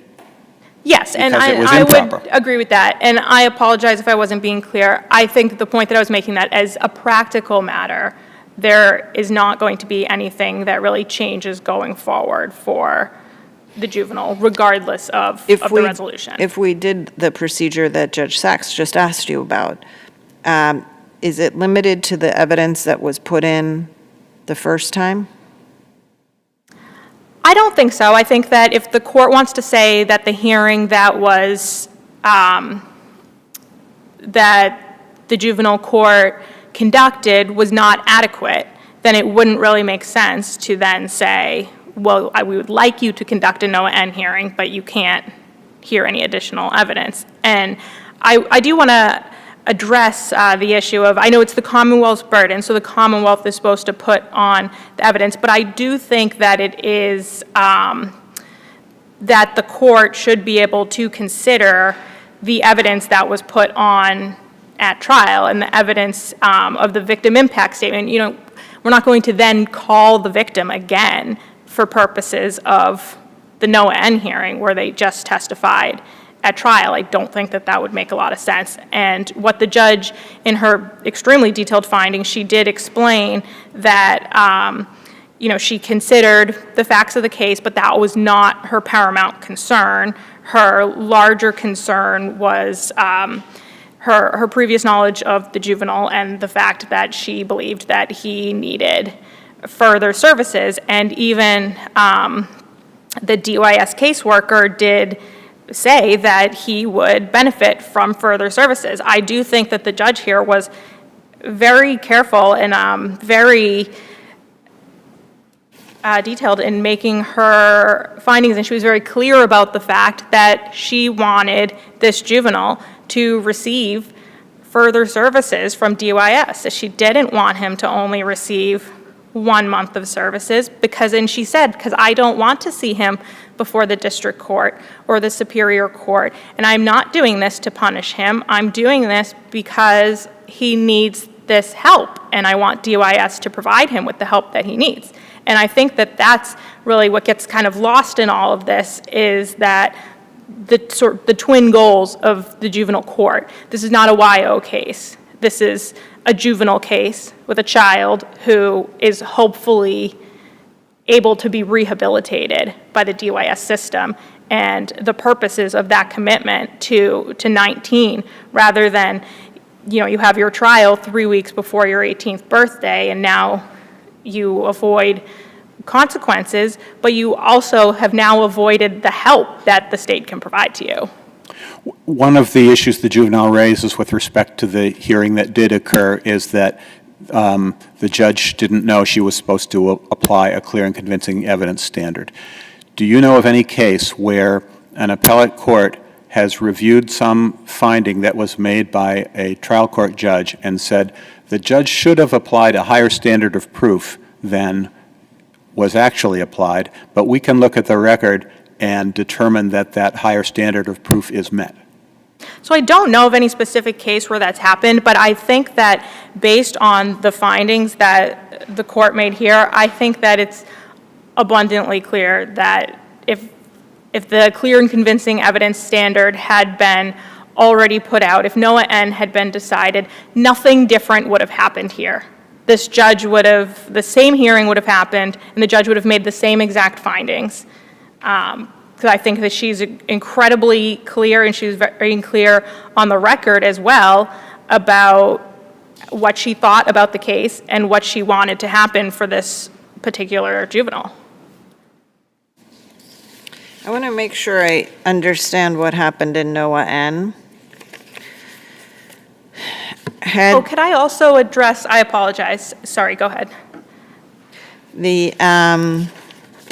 No, go ahead. Oh, I was just going to say, you had asked about the actual commitment that the juvenile served. And I think what you were referring to, and my sister counsel is correct that that's not in the record, but I think maybe what you were referring to was the judge had asked the DYS caseworker while he was on the stand about that rubric and what exactly will this look like for the next year.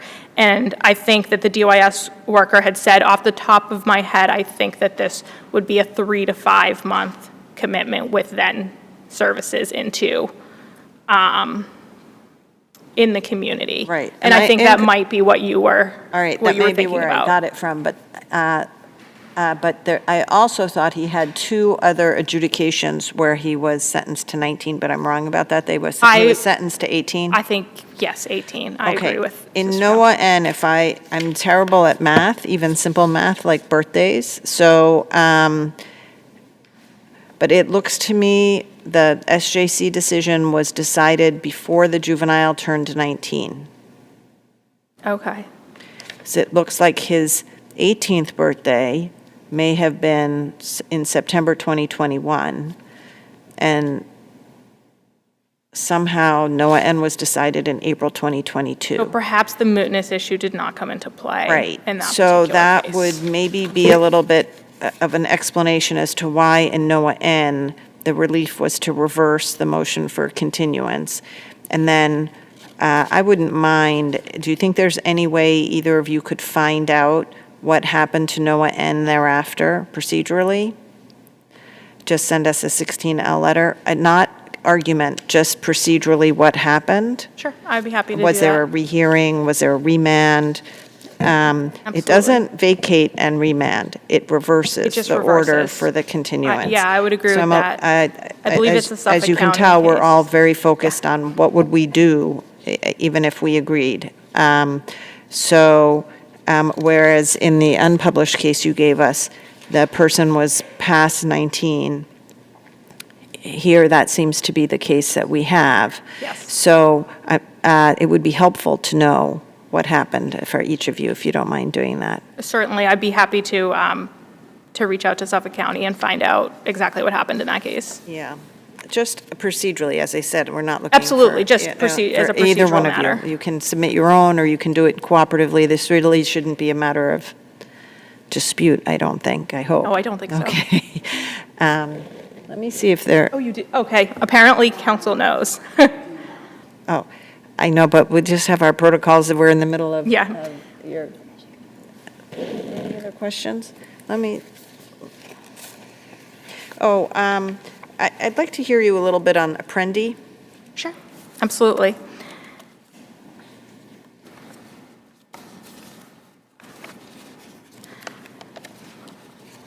So I think with respect to the Apprendi issue, I don't think that Apprendi applies in this situation because this is not it's not aggravating the punishment, it's not a sentencing enhancement. And I think this goes back again to sort of the twin goals of the juvenile justice system. For youthful offender in Quincy Q, yes, they found that does need to be found beyond a reasonable doubt because once go the youthful offender path, now you are open up to adult sentences. So Laszlo L. says, a deprivation of liberty imposed by the state as a direct consequence of being found delinquent for having committed an offense necessarily includes an element of punishment. I apologize. The could you- SJC Laszlo L. in 2019. So if this finding that a continuance was necessarily implicates an element of punishment, then why wouldn't Apprendi apply? Does it matter that this, although there's punishment, this is not a crime? I think that it matters that this is a rehabilitative measure. The DYS commitment to 19 is a rehabilitative measure, and as I alluded to, the twin goals with respect to the juvenile justice system. If you look at Commonwealth v. Modulinski, it's 466 Mass 627, and they talk about the twin goals, which is protecting the public from dangerous offenders. That would be the YO. Well, a criminal sentence has twin goals too, I suppose, an adult criminal sentence, but that doesn't prevent Apprendi from applying. Sure, but I think that when it comes down to the delinquency track, the goal is rehabilitation. The goal is not punishment at that point. And So why does that affect the Apprendi analysis, which is a due process constitutional right to a jury trial analysis. I mean, a juvenile has a right to a jury trial on a delinquency complaint, I think. Because Apprendi is relevant to sentencing enhancements. This is not a sentencing enhancement. This is a rehabilitative measure. And I think that that was also really borne out in the judge's findings with respect to the fact that she kept emphasizing that, 3 or 4 weeks is not enough rehabilitation for this juvenile. And also, I know it's an unpublished panel order, but that issue was raised in James J. as well, and the court did reject it. Questions? There are no other questions? No, it's a very interesting case. We've been helped immensely by your briefing, which was excellent on both sides, and your presentations today in court. And with that, the case is submitted. Thank you. We are going to take our morning break. It will be back here within 15 minutes. Court, all rise, please.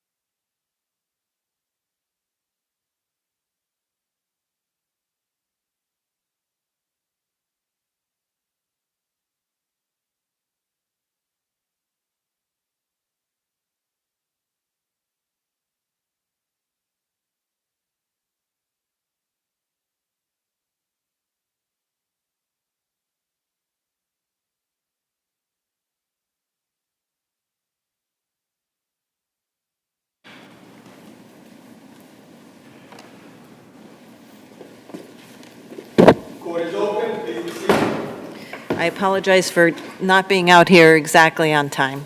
I think we're 5 minutes over. All right.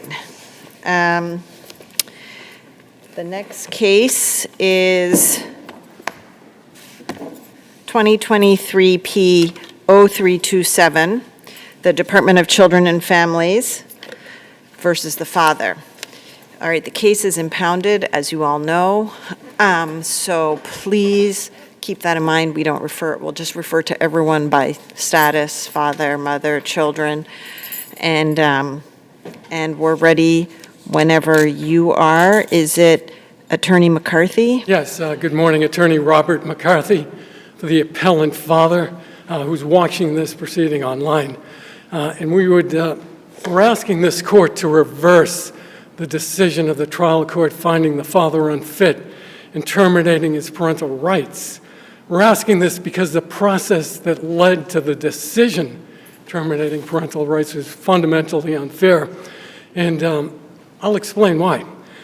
First, there was a lack of impartiality, and that raised its head during a stipulation hearing where the judge came out in open court and said that she questioned why she shouldn't terminate parental rights that day. But wasn't that a fair question? I mean, this happens a year or just about a year after the child was born. The child had been in the custody of DCF or the foster family its entire life at that point. The hearing is on December 3rd, and there was some evidence that the parents had relapsed in November, and they were submitting a stipulation of unfitness. So how in context, and at the end of the day, she didn't do that, right? She did extend it for another 90 days, but how in context was that showing some impartiality that prejudiced the father? Well, I think, Justice Desmond, if you look at it from the point of view of a parent who doesn't have any experience with the legal system, you might feel a different way. These parents did have experience with the legal system, right? Let's put it more specifically, the care and protection termination of parental rights legal system. But I would point out, Can you explain to me how that factors in their experience with the legal system in this context? I'm not sure if it does exactly. I don't think so either. We've read the transcript. The portion that you're pointing to in your brief, with all due respect, is just sort of a snippet of what the judge said that day. Well, that's what happened. That's what happened that day. And we point out that the judge might have a statutory duty to act in the best interest of the child. The appellees say that. But the judge doesn't have a statutory duty to announce in open court what her statutory duty is. And just to go on. So she's not allowed to do that? Well, she could have, if she didn't think that she was ready to accept the stipulation, she could have simply just said, well, I'm putting this matter on for trial. She didn't have to really make comments about her power to terminate parental rights. And we would argue that those comments were directed at the parents. The father felt so strongly. Well, sometimes, and this happens here too, people make arguments that we simply can't accept because they're making arguments that are contrary to the law.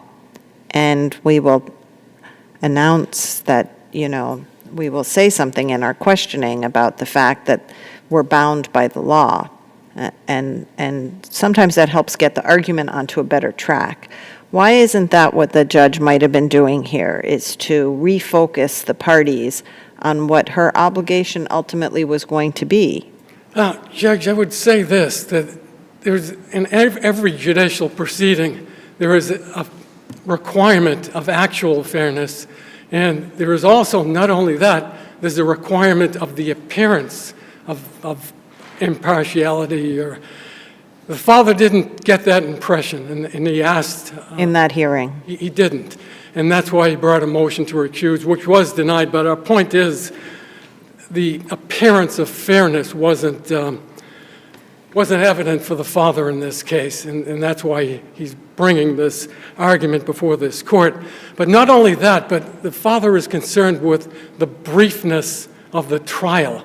It only lasted a little over 4 hours. What prejudice? The prejudice, Justice Sachs, is there wasn't, when you're talking about a constitutional right here to parent a child, and that you're talking about 4 hours of trial. But was any finding clearly erroneous? Was any conclusion in error? Was anyone denied the opportunity to offer evidence that they wanted to? What was the consequence of the shortness of the trial? The father had no obligation to prove anything. The department did. They didn't bring any expert witnesses in. They didn't corroborate the testimony of any of the witnesses with, let's say, a psychologist or a bonding expert. There was nothing. 4-hour trial. And I would ask this court to consider if this wasn't a mixed-race indigent couple, rather it was a wealthy couple from that was married, and whether they would be, and they could afford private counsel if they would be satisfied with a 4-hour trial that terminated their parental rights. But I don't hear you saying that any conclusion of law was erroneous, or more on point, perhaps, that any finding of fact was clearly erroneous. Well, that isn't.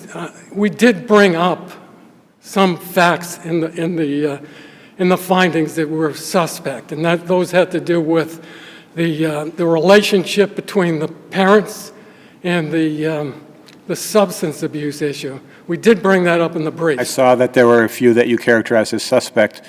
Were any of those essential to the judge's ultimate findings and conclusions? Absolutely, Justice Sachs. If it wasn't for those findings, then this case may not be in front of this court today. But I'd like to concentrate not only on the findings, but what happened, the procedural aspects of this. Let me ask you this question. Would the trial have been longer had the father been on time? Didn't DCF want to call the father as a witness? They did attempt to call father as a witness, but Justice Desmond, we would submit that tardiness isn't a reason to terminate parental rights. Did DCF want to call the father as a witness? They had the opportunity to call father as a witness, and they failed to do that. When they wanted to call him, was he there? The second time, yes, he was. First time, was he there? No, he wasn't, no. And he showed up, what, how many hours late? I think it was 20 minutes, but again, Justice Desmond, that is not a reason to terminate parental rights. I'm not suggesting it is. We're talking about the brevity of the trial. Yes. Okay. So I'm asking, would it have been longer had father testified?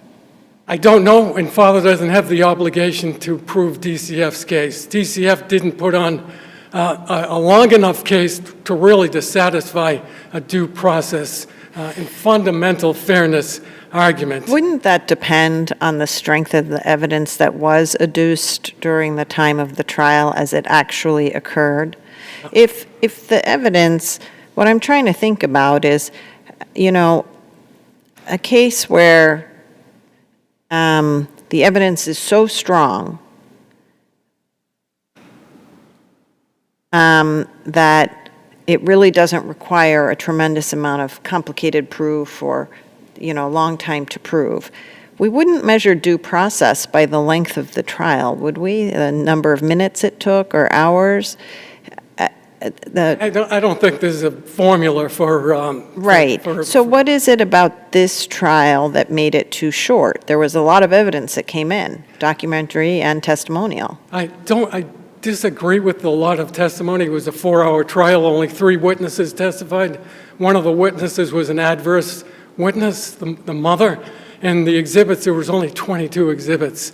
9 of those exhibits were DCF court reports, which are suspect to begin with because they're made in anticipation of trial and they're self-serving. That would be an argument for another appeal, but take into consideration a 4-hour trial, 22 exhibits.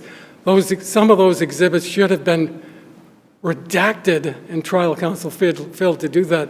So we have the impartiality, we have... Okay, let me see if there are any further questions. All right, thank you.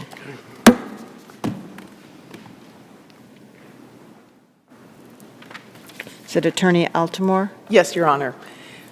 Good morning. My name is Joan Altamore, and I represent the appellant mother. Your Honors, this is a case of homelessness, poverty, and substance abuse.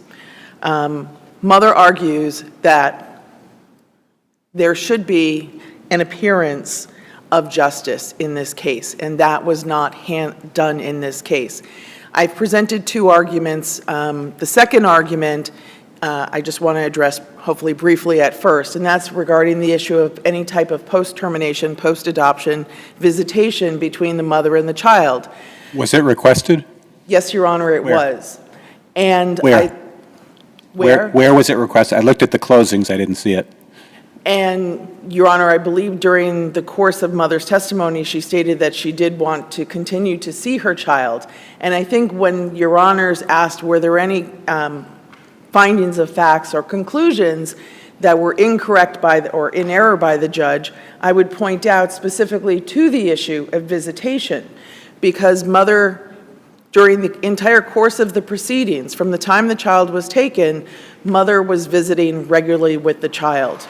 The social worker, one of the three witnesses, testified that there was a bond between Mother and the child, that actually both Mother and Father listened to ask questions about the child, responded to the answers provided to them, and then during the next visit would bring the appropriate food, clothing, diapers, wipes, toys, and ask questions about the favorite foods of the child, and then bring those favorite foods.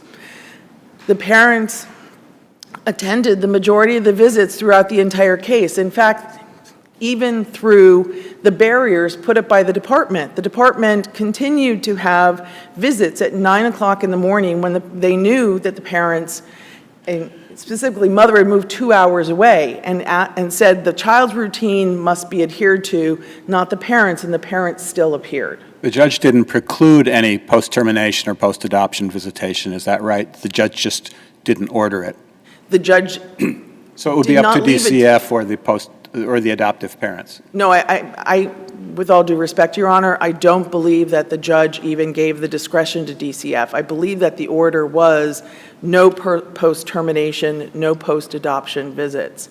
That's my recollection of the record, and if I'm mistaken, I would apologize, but there was nothing left to anybody's discretion. And as a point too, when we talk about the scope of the trial and the fundamental fairness, the court took the testimony of the witnesses, yes, and in their findings and their conclusions, it's the problem that Mother's had is that we don't have anything specifically identified as to where the judge found or got the information that she produced in her findings and her conclusions. Nothing was cited to the record. That may be very helpful for the parties and for us on review, but there's no case that requires it.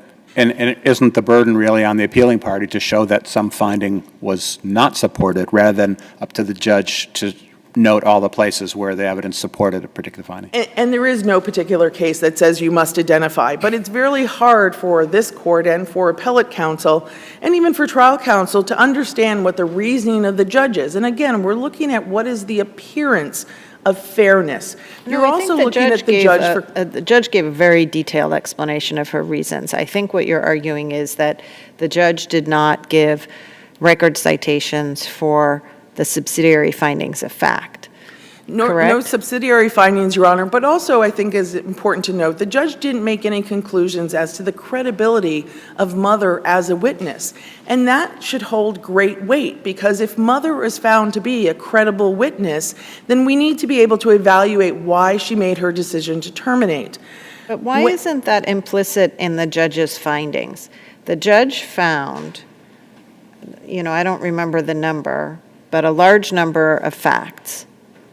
And as long as those facts are not clearly erroneous, I think we presume that they're based on the evidence that the judge credited. Well, Your Honor, that's one small snippet that I found is one citation which had to do with Father. In the findings, it stated that Father stormed out of the courtroom in a huff. I see nothing in the transcript to indicate that father actually did that. Right, but the judge was in the courtroom. But we don't even know when that occurred.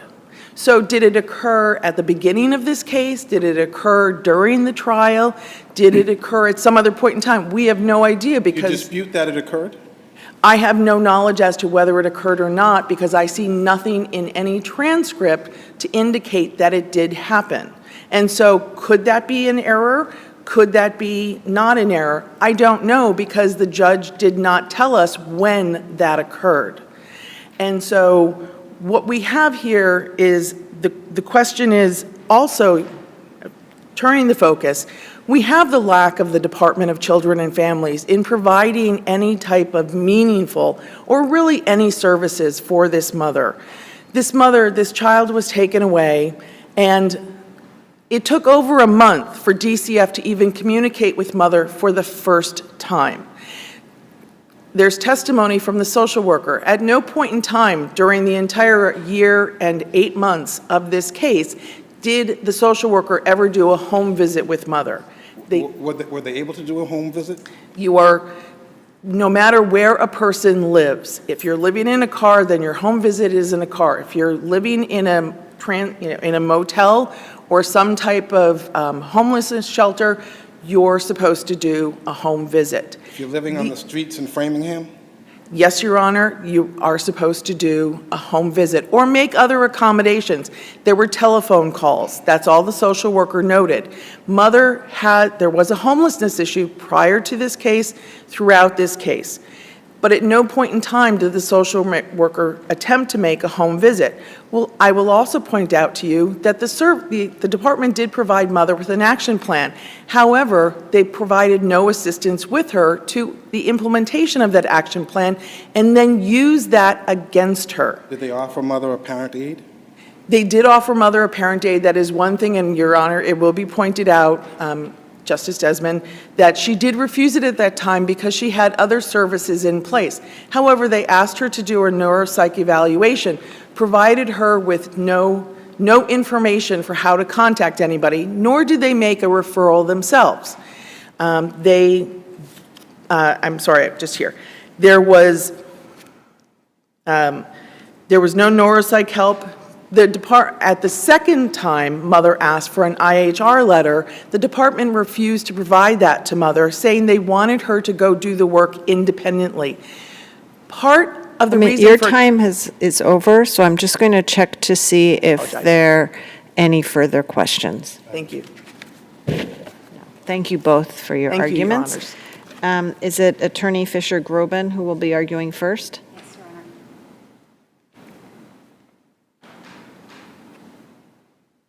Honor. How do you respond to mom's argument that they weren't afforded services or assistance with the services? Your Honor, Phoebe Fisher-Groban on behalf of the Department of Children and Families, that's not reflected in the record.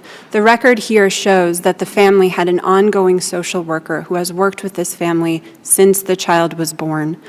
This ongoing social worker submitted detailed reports from her communications with this family, her attempts to connect this family with services, her many, many phone calls to the different substance abuse providers, substance use disorder providers that these parents cycled in between, disappeared from, showed up for a little bit, left. The mother was offered a parent aid that she declined. The parents were repeatedly in different treatment providers that they then left or were using substances and thus were kicked out. The department also attempted to connect the parents with services to allow them to find a home, which they did not use, and they remained their housing was chronically unstable throughout the entirety of the care and protection proceedings.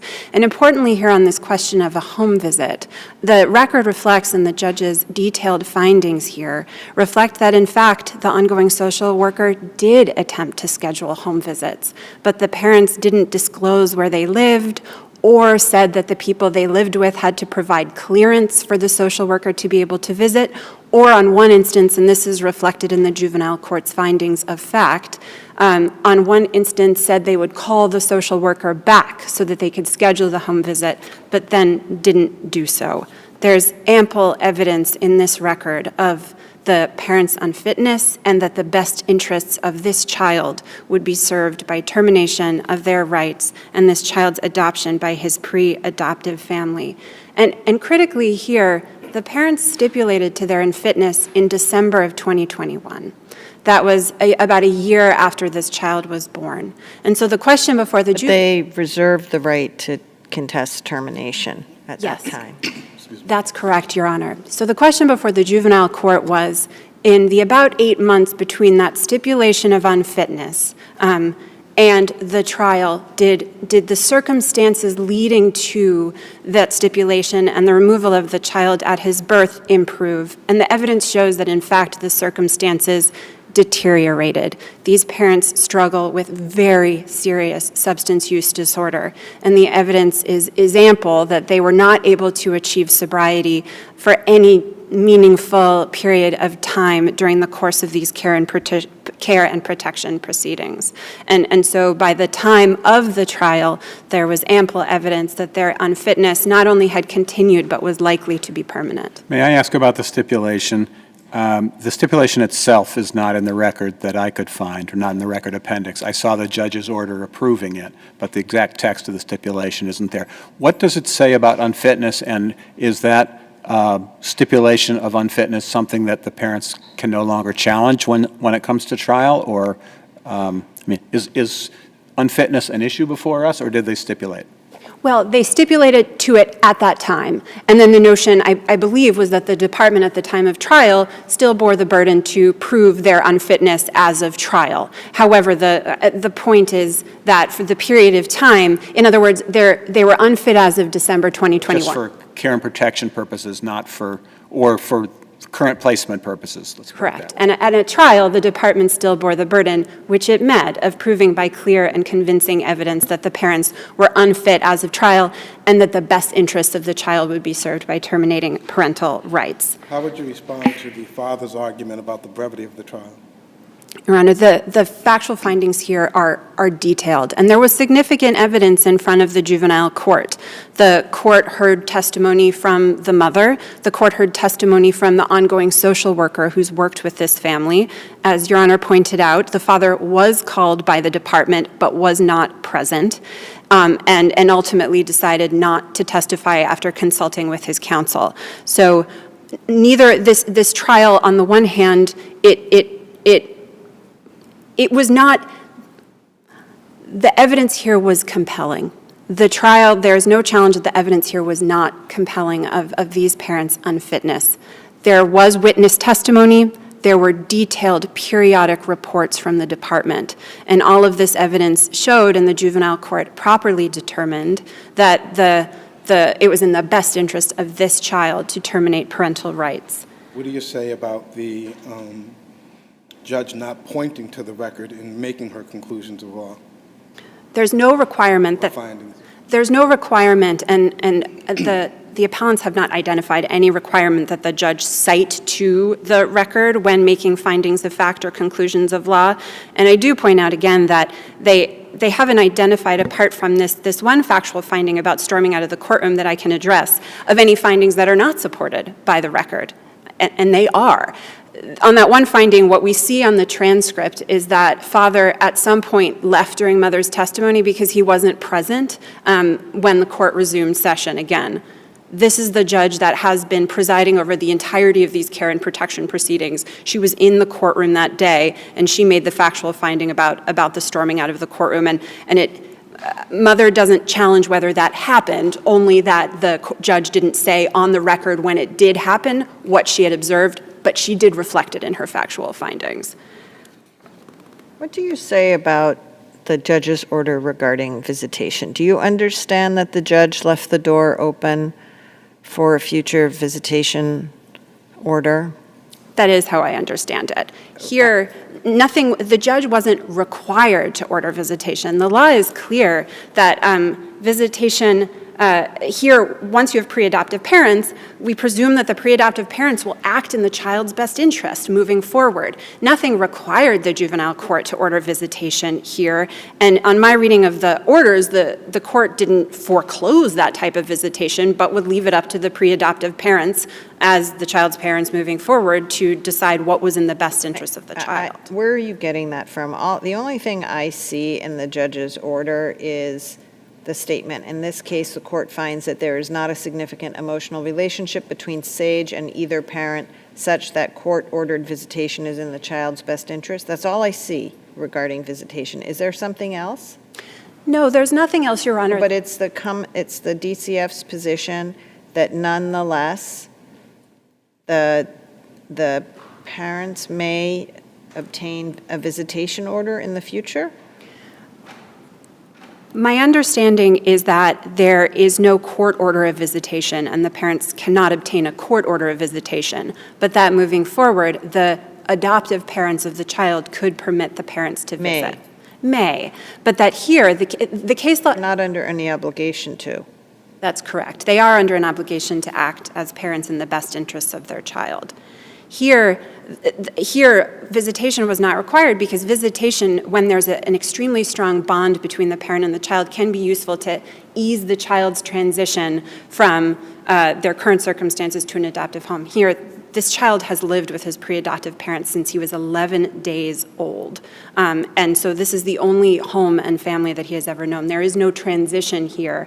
And there's also not strong evidence of a strong bond between the parents. So the juvenile court was not required to order visitation here. In the first 11 days that the child was in the hospital? I believe so.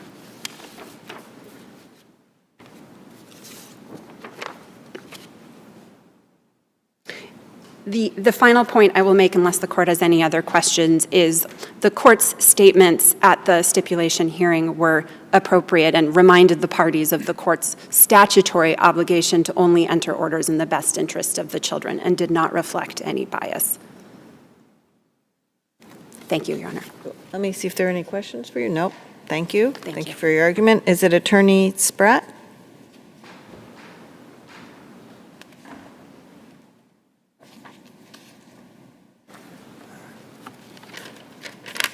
Craig Spratt, Your Honor, for the child, the appellee child. You may need to speak up a little bit. Okay, sorry about that. On behalf of the child, our position is that the trial court's judgment should be affirmed in every respect.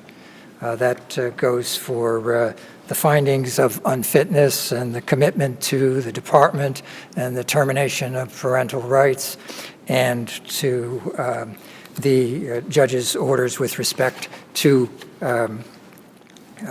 post-termination and post-adoption visitation. May I ask, and I meant to ask DCF this as well, what do you make of the judge's citation of the father's juvenile record? Judges in the juvenile court surely knows the law. I make nothing of it except that it was as a general background fact. I point out that she makes no use of that issue in her conclusions of law. She addresses it very briefly as part of discussing father's the history of his life. I noticed that it was in the court investigator's report too, not the entire carry, including the juvenile record. Is that something that is typically included in a court investigator's report in these cases, since it's inadmissible? I can't speak to what the court investigator should have done. Oftentimes, if there's a carry, it's just transferred wholesale into the court investigator's report. Nothing is excerpted out. But the judge doesn't rely on father's juvenile record. Father had an extensive adult criminal record, which she doesn't put a lot of emphasis on. She does talk about the restraining orders that were taken out against him. by various girlfriends in his adult life. But she doesn't stress this, that the case doesn't rest in any important way on that. And I would, just to go back to a couple of points that were raised, it was mentioned in connection with the supposed brevity of the trial, which I think we've covered anyway because of the fact that there was extensive documentation. There were 3 witnesses, but it was mentioned that mother was an adverse witness, so to some degree that her testimony shouldn't really be considered as being very important and also, in a sense, go to the issue of the brevity of the trial. But yet, elsewhere in father's brief, he wants to argue that the judge underestimated and didn't give sufficient credit to the fact that the parents were working together as a team.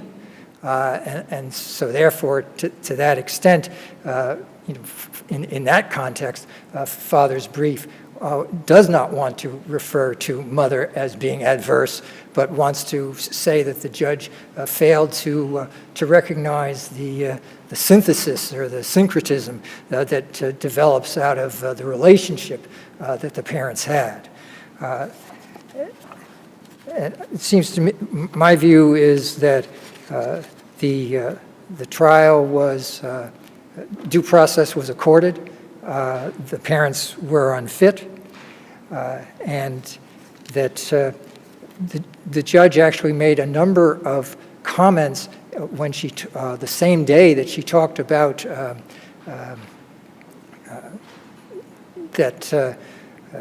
the same day that she said, well, why am I not looking at the issue of termination here, in this case that's 12 months old, she also said, DCF, if these parents take the opportunity of today to have this moment to turn things around, then I want you to work with them so that this child can be returned to them. So what was actually going on, what she was really concerned about was getting this child back to somewhere where he should be. Either he should be freed for adoption, or he should go back to his parents, be reunified if they are really going to turn it around, rather than be in a limbo situation where he's in foster care for ever-lengthening periods of time, without either being able to be restored to his parents if they really are capable of doing the job right, or be freed for adoption so he can be with his permanent home. That was her focus. Okay, and that was an impartial focus, not an evidence of partiality. We're going to have to leave it there unless there are other questions. Hold on. All right, I don't see any. Thank you all for your arguments in this case, and the case has been submitted.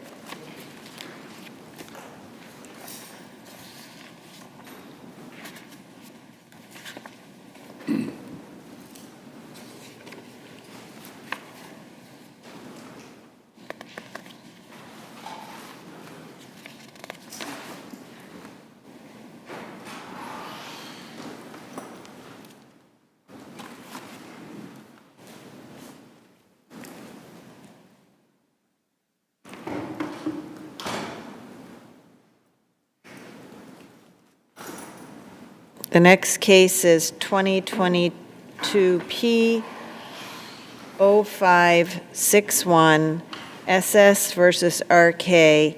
Again, the case has been impounded, so I want to remind everyone that we will not be referring to anybody by name,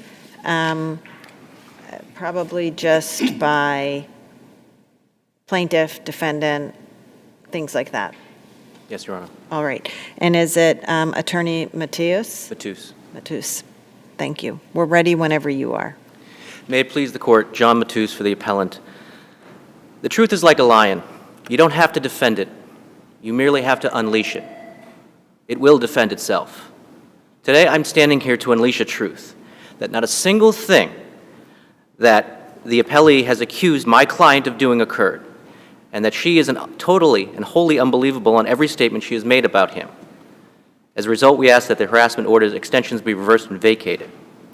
These alleged incidents are not in controversy. They never occurred. They could not cause any impact, and without any impact, there can be no extension. At each stage of this case, the lower court abused its discretion in allowing this to continue. But the magnitude of the abuse grew exponentially at each stage. At this point, it defies rational belief that any trier of fact could consider SS, the appellee, credible, and therefore accusations credible. This case solely rose on SS's credibility. Is there anything wrong with that? The problem with that is that she's a wholly incredible witness. But who decides whether she's credible? The facts of her contradictions constantly occurring, which I'm going to detail. Do we decide whether she's credible, or does the judge decide? The judges who decide it? The judges decide on abuse, and we review on an abuse of discretion standard. So I just have a question, though, about the procedural background, because, and I may be wrong, so correct me anywhere. As I understand it, the order that's before us is the August 8th, 2020 order entering a 25-year extension, right? There are actually 4 orders in front of you. And then the denial of the motion for reconsideration of that? That is the second in 2022, but the 2018 and 2019 are also before you because they were properly filed a notice of appeal and they were under the previous rules, which did not require the time limits that the 2020 and the 2022. Filed a notice of appeal, but were those appeals ever perfected? Under the rules of the time period, yes, they were. So we filed a notice of appeal, we received the transcripts, they've been filed with this court along with the transcripts of this. So all 4 of these are before this court at this time. They've all been consolidated somehow for appeal? Yes. They have been? There was a motion and? I believe there was they were in appeals from the same court incident, so they should be all have been consolidated. No, that's not the rule. The rule is not whether they came from the same court incident. The rule is whether you actually pursued an appeal. Well, Your Honor, we've pursued an appeal on all 4 of these under the rule. I mean, it was a little... Which previous rule said you didn't need to do anything more than file a notice of appeal and order the transcript? I'm sorry, the current rules require that you file the notice of appeal within 14 days, order the transcript, and of course file a notice with the court that you've ordered the transcript. You have to docket the appeal here. Yes. Okay, so did all of those things occur for the earlier orders? Yes, Your Honor. They did? I did. They were docketed here? The notices of appeal were filed, the transcripts were ordered. However, the time period was all the transcripts filed at the same time on this case. And so the docketing of all 4 of these matters was at this case. All right, what you're saying is not very clear to me. Okay. Let's just take one of the early ones. Let's take the August 9th, 2018 one-year extension. Yes. I take it a timely notice of appeal was filed? Yes, Your Honor. You ordered the transcript? Yes, I did. What else did you do? We ordered the transcripts and we awaited the transcripts. And then when the transcripts were received, they were sent to the district court. And the district court appeals court office sent them up to the appeals court. Did you enter an appeal here from that? They were all... 2018? They were all sent up at the same time, and the appeals court filed them all under the same docket. I mean, I had several conversations with the district court clerk's office about this. Ordering the transcript and having it filed in this case does not mean you perfected an appeal from the earlier order. Understood, Your Honor. So I'm trying to find out, back in 2018, when did you file the notice of appeal? I'm just going to assume you filed the notice of appeal timely. Yes, it was within 30 days. I can give you the exact date if you'd like. And then did you ever enter an appeal here from that order? I was under the impression that when I filed this appeal that it was under all 4 orders. Okay, well, we know that the rule is that just because you file an appeal from a later order, it doesn't mean that all the other orders are at play. I understand, Your Honor, but we did file a notice. So I'm trying to figure out whether the earlier 2018 and 2019 ones are before us. I do see that on our docket, there's an order on paper number 6 of June 27th, 22, which says that the appeals from 2018, 2019, 2020 orders are consolidated. My question is a little different, which is why aren't the appeals from those earlier orders moot, since the orders that were issued at that initially have expired? I understand, Your Honor, but the extension of the to 25 years in 2020 and the denial were all based on the initial grants of the extension of the restraining orders. If those restraining orders, if those initial, those 2018, 2019 extensions are found to be, have been properly given, which we agree, then the 2021 is by necessity moot because it is based on extending those and based on saying, and the rule is a little bit different. But there has to be evidence at the, for example, the 2020 hearing of a need for a continuing order. Yes, correct? Your Honor, and so even if there wasn't evidence at the 2020 hearing, then what happened before doesn't really make much difference, does it? the judge at the 2020 case, he had found the plaintiff to be credible, so she was in part relying on the witness's credibility that she had previously determined in, I believe this was this judge, because there have been 4 judges on this case, there was the 2018 initial extension. And if that extension was based on the credibility, was basing it on the 2018 one, then that is also in play. And also the evidence presented at the 2018 hearing was also brought forward in 2019 and 2020 as a basis to continue extending the order. I'm a little confused now myself, actually. At each hearing, at each extension hearing, there's a hearing. Yes. There's evidence being taken. Yes, Your Honor. Okay, so it's not really based on the preceding order. It's based on that hearing and the evidence as presented. And in this final one, the 25-year one, where the party was looking for a permanent one, and that was denied and was given 25 years, in fact, your client put on some extensive evidence, right? Yes, Your Honor. Okay, and that was considered? Yes. All right, so it's not really as if it's piggybacking off of the first one. Those were different judges in any event. But this was a hearing where the judge took evidence by both sides and spoke to the credibility of those witnesses, correct? Yes, Your Honor. All right. So that's our backdrop. Yes, Your Honor. Your Honor, in 2018 alone, she had 4 major contradictions, as I point out in my brief. The first is the actual month that these alleged incidents occurred. I guess maybe I'm puzzled as to why we're going back to those orders. If we look at 2022 and we were to affirm that order, do we look at any of the previous orders? Yes, Your Honor, because you're looking at the previous orders because one of the reasons why the motion to reconsider was brought forward was because of the null pros and her testimony at the 2020 hearing. The argument was, and which I agree with, which was that in 2020 she stated that her allegations about my client in 2020, she was as confident about them as in 2004. She stated that on the record, and there was the transcript was either 24 or 27. As a result, when the judge in 2020 stated that she was not credible and the Commonwealth null prossed the criminal complaint on that the 2020 accusation was based on, that was new evidence that the court should have considered that now the Commonwealth was implicitly agreeing with the previous court that her testimony about the 2020 incidents was not credible and that her statements about 2004 were now in as much incredulity. But the null pros said that the witness was unwilling to testify. Yes, and that also goes to the contradictions. She has, in this case, testified multiple times about, and in detail. Can't one want to testify at a restraining order hearing but not testify to the same details at a criminal trial? One can, except that the contradictions pile upon themselves because this also... I know you want to focus on the contradictions. Can you point to the record where the Commonwealth determined that she wasn't credible? No, the null pros only implies that. I do not. Null pros doesn't mean you're not credible. I understand, Your Honor.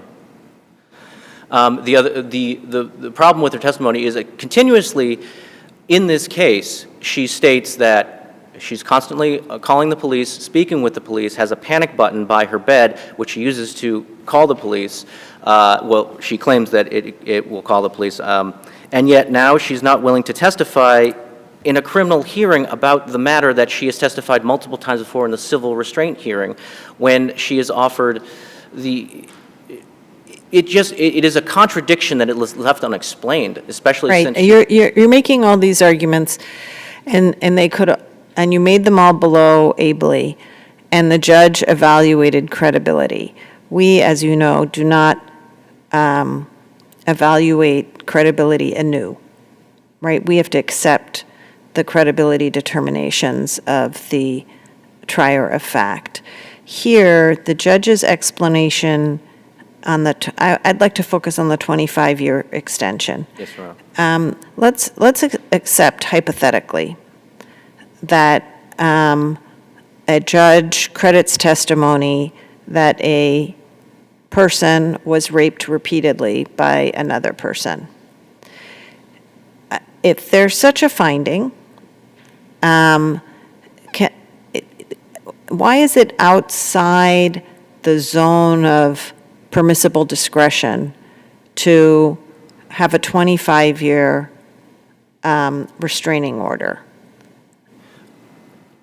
On its face, Your Honor, it goes to how much evidence is there that these actual events occurred, and what evidence is there that the evidence that's been presented supporting them is not credible evidence. Okay, so I hear you basically agreeing that it would be a permissible thing to impose a 25-year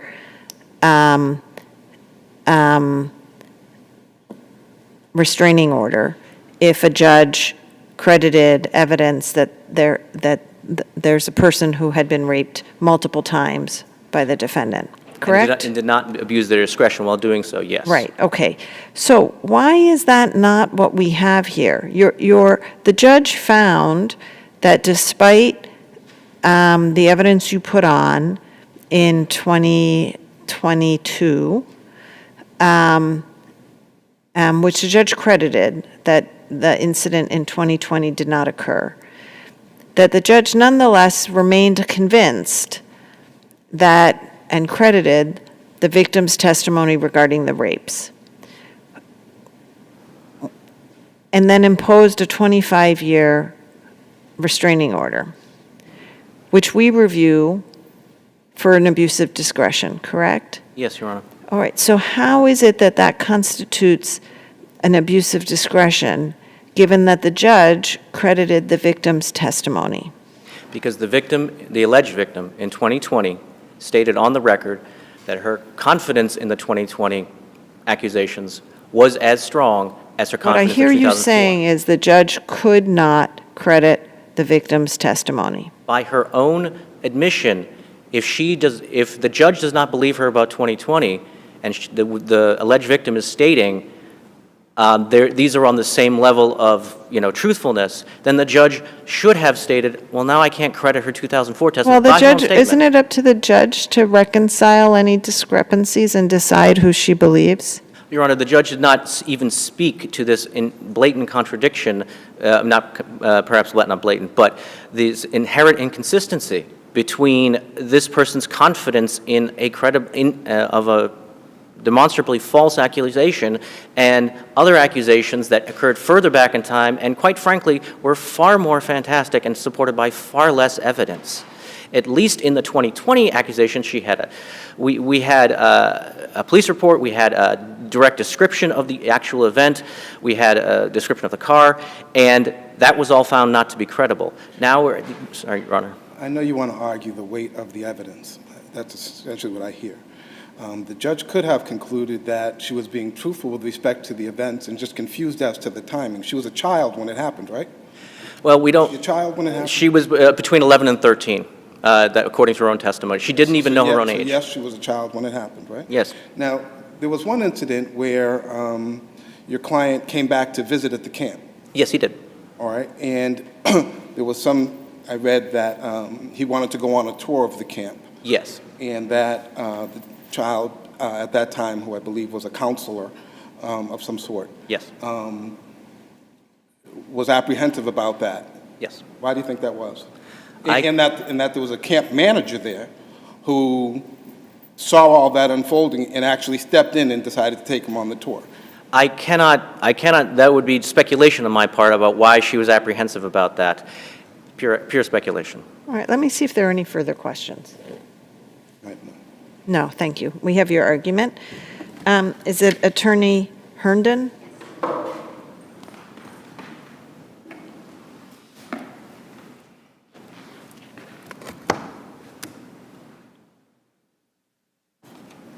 Good afternoon, Your Honors. Courtney Herndon for the appellee. With me is my colleague, Kesha Bahuja.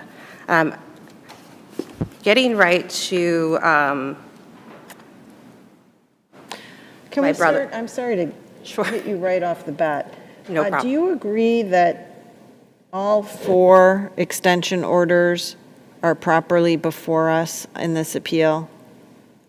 I'm just going to say procedurally. Procedurally, we actually questioned it, and we couldn't find anything that said one way or another. And I think we wrestled with whether or not we should challenge it, so we just addressed them. But I agree. I don't know that they're actually properly before you.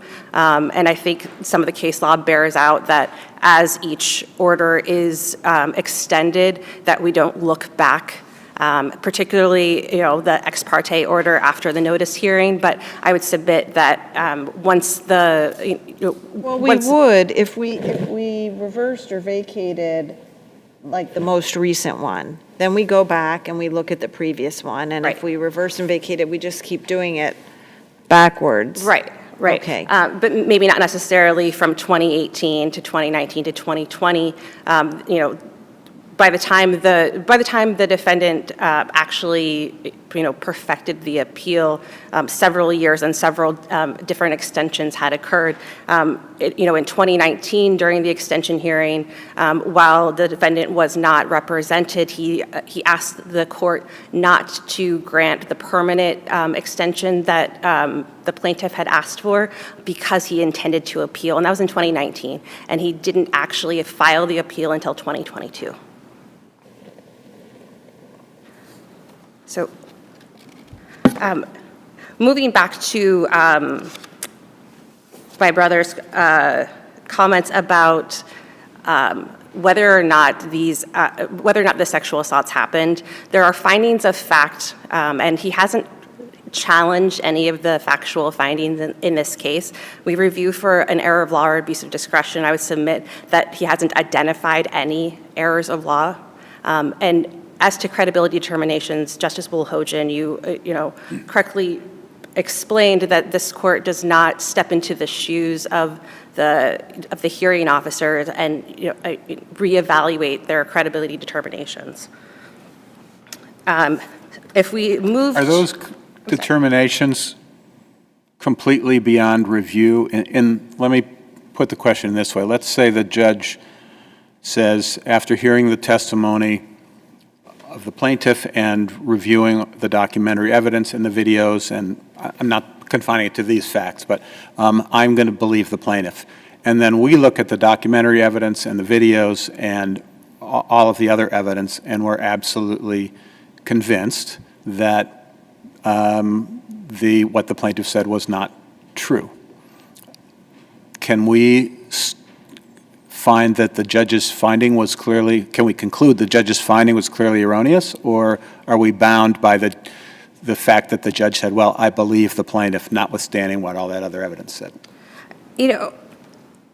My understanding of the law, and I'll direct you to Ginsburg v. Blacker, which is 67 Mass App Court 139, that's a 2006 case. Courts accord the credibility determinations of the judge who heard the testimony of the parties and assess their demeanor. And just utmost deference. Right. But is that absolute? Is that binding? That's my question.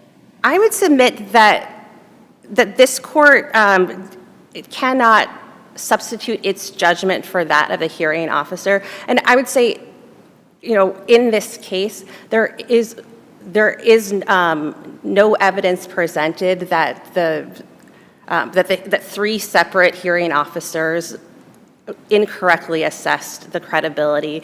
They were able to weigh the evidence. They were able to hear each witness, assess their credibility and demeanor, and made their determinations each time.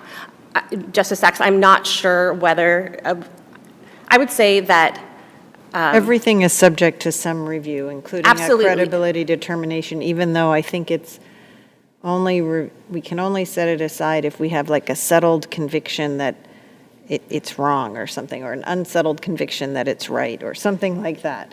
Thank you. So the judge who entered the 2022 order. Yes. Had that judge been the decision maker on any of the previous ones? Yes. So this was Judge Ellis, and Judge Ellis was the hearing officer for the 2020 hearing. Okay. And did either of those, but not in the 18 or 19 ones? No. So in 2018, Justice McGrath presided before the 2-day hearing, and then in 2019, Justice Cremins presided over that hearing, and Justice Cremins was the justice who issued the ex parte order. So the 2020 transcript and the 2022 and 2020 transcripts, those hearings didn't really focus on testimony concerning the rapes. No, they did not. And yet the ultimate decision in the 2022 order rests on accepting the credibility of the allegations about the rapes. So, and if Judge Ellis wasn't the judge who had heard that testimony. So actually, just to correct the record, so in 2022, the plaintiff did testify, and she was subject to extensive cross-examination. So Judge Ellis was actually able to assess her demeanor and make the credibility determinations. The judge also had access to a fairly robust record. In 2019, the plaintiff submitted a detailed supplemental affidavit that went into detail about the 2004 rapes, her encounter with the defendant in 2017 at her job, and then the subsequent encounters with the defendant in 2018 and 2019. So there was a very robust record that the judge was able to review, and she was able to make those credibility determinations. But I remember reading the transcript, and I don't remember seeing that she testified, maybe of page numbers to the rapes. Pardon me, give me one. And it's possible that I'm in the wrong volume of the transcript. Actually have it somewhere. Well, what I do see is her supplemental affidavit, which recites the background facts of the rapes. Yes, and then that was submitted at the 2020 hearing. That's correct. And I apologize, I do believe that the plaintiff's testimony was largely about the July, The 2020 incident. yes, the 2020 incident. Right, so Thank you. since the ultimate disposition, the ultimate order rests on a credibility determination regarding the rapes, not regarding violating the restraining order in 2020. Did the judge ever hear the victim testify, the plaintiff testify about the rapes? This judge? Pardon me.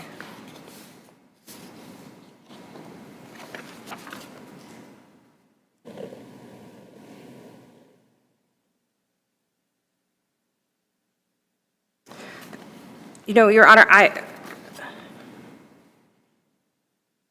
There was an supplemental affidavit. Yes, there was. There was her testimony in 2018, 2019, I don't know. Then her original affidavit. Yes. So very briefly, Your Honor, in supplemental appendix, page 42, there's a transcript from the 2020 hearing at... Which volume of the supplemental appendix? Oh, I'm so sorry. We have 4. I would assume it would be in the latter half, so 3 or 4. I apologize. I have it on paper. Okay. All right, page 42. Sorry, 428. 428, okay. This is the August 18th, 2020 hearing. In the plaintiff's direct testimony, beginning, at line 16, the plaintiff testified, and she went to testify about why she went to the police department in 2018, and the plaintiff testified, I went to speak to the police about the fact that I had been raped multiple times when I was 12 as a camper at the summer camp by the defendant, who was a staff member at that time. I hadn't seen him since 2004 when that happened, and in 2017, he showed up at the campground, and then again in 2018 multiple times near my residence. What is the standard for the continued need for the order?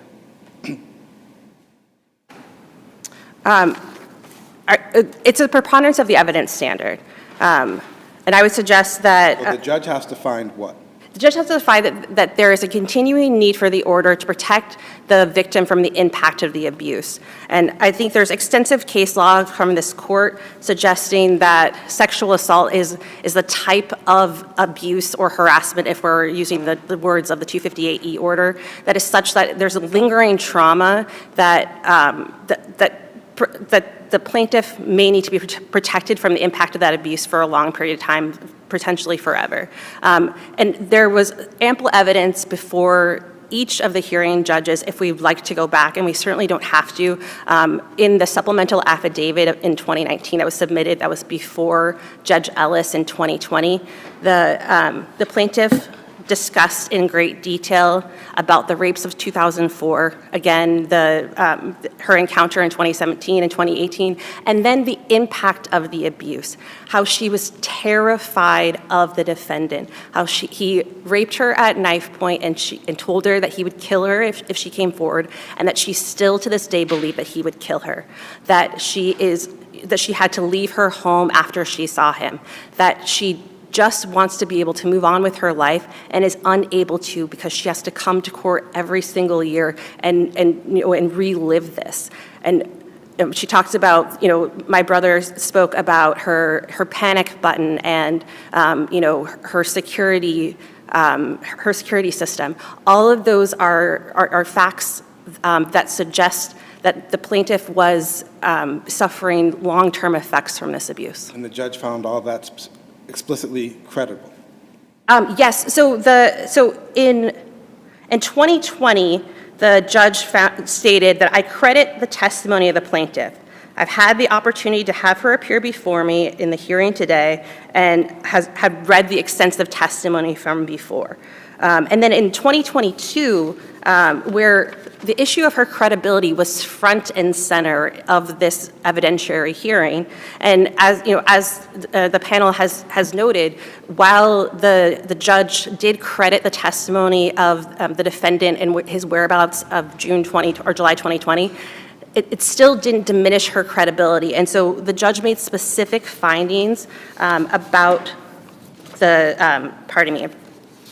about the plaintiff's testimony and her credibility. So she specifically found, the judge, that the defendant raped the plaintiff in 2004, that the defendant returned to the camp where the rapes had happened and where the plaintiff was working in 2017, that the plaintiff continued to fear that the defendant would kill her, and that the plaintiff continued to demonstrate a need for the protection order to protect her from the impact of the abuse as a child. So I would submit that that is sufficient to extend the order for 25 years. The judges have wide discretion to fashion the duration of an order to protect the plaintiff from the impact of the abuse, and I would suggest that that's what happened here. Were there criminal charges brought? There were criminal charges brought, and then there was a null prosecution. Oh, that's about the 2020 incident. I'm Yes. talking about the underlying rapes. No, there were not. Okay. All right, and let me, no, all right. Thank you. Panel has no further questions. Thank you both for your able presentations of the case, and the case is submitted. Thank you.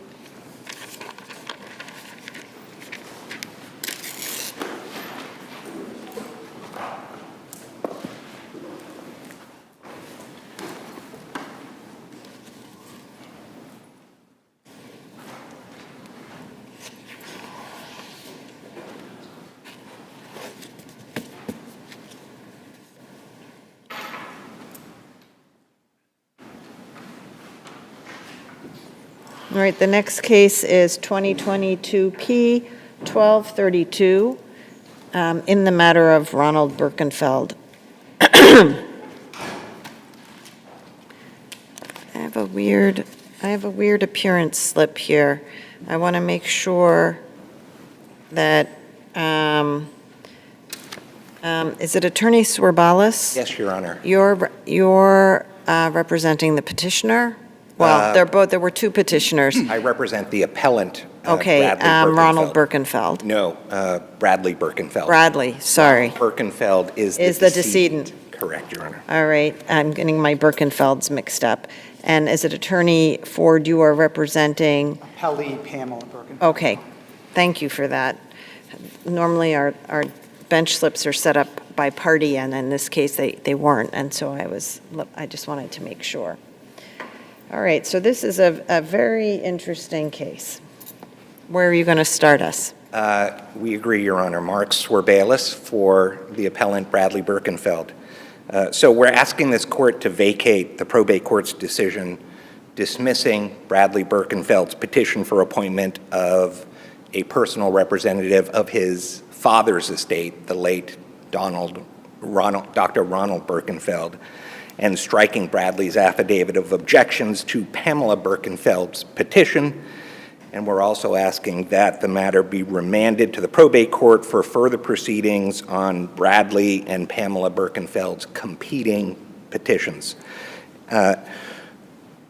We think our position is that the probate court's ruling that Bradley lacks standing either to petition for the appointment of a personal representative or to object to the appointment of a personal representative with respect to his father's estate was erroneous in three ways. Number one, it was contrary to the definition of an interested person under the Massachusetts Uniform Probate Code, which is found at Chapter 190B.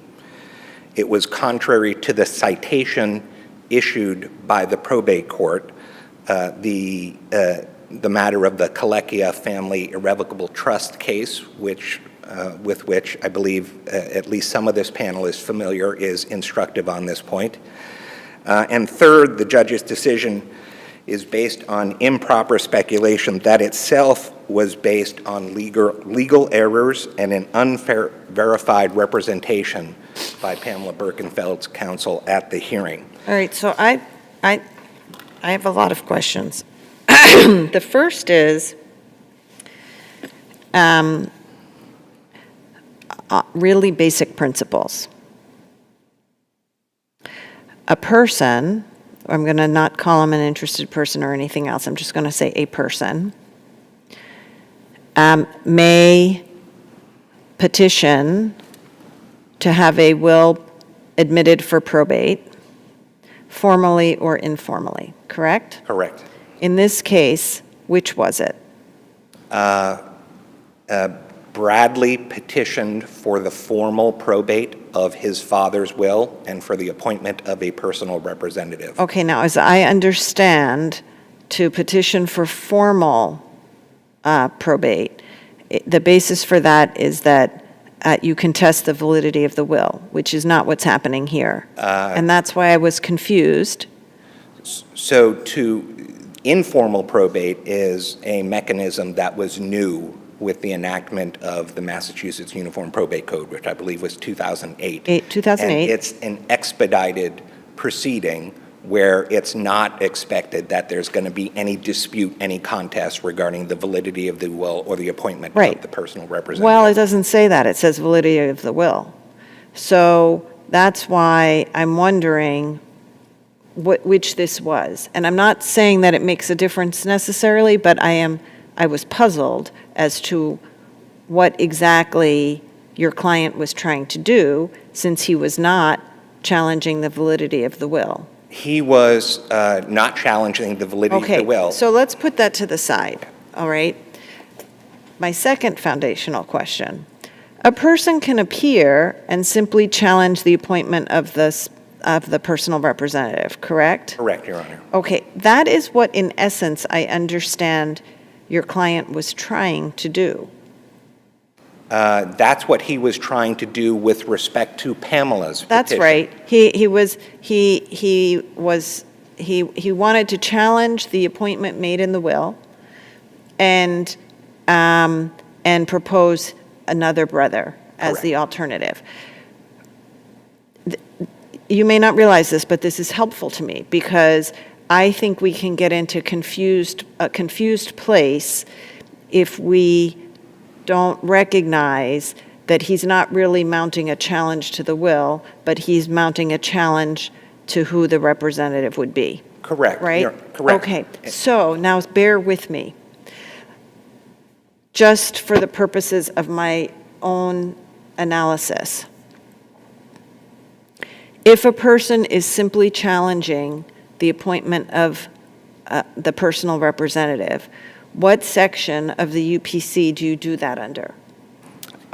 Section 3-414.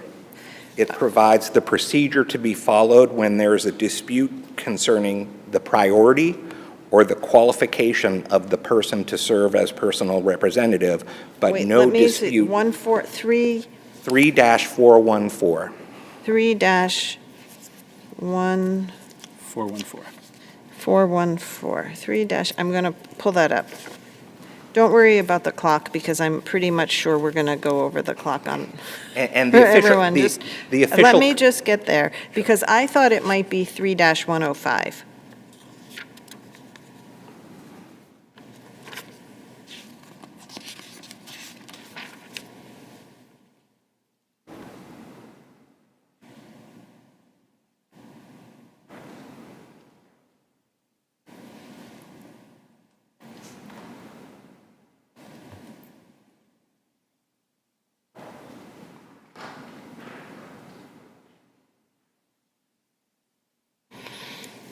Okay, so I'm going to now assume that it's 3-414. Correct, Your Honor. And in fact, the And comment. I'm going to look, and I'd like to know where it is in here that it says that only interested you know what I'm saying, ties to your argument about interested parties as defined by the Act. Because I don't see that necessarily. Are you relying on 3-414 subsection B?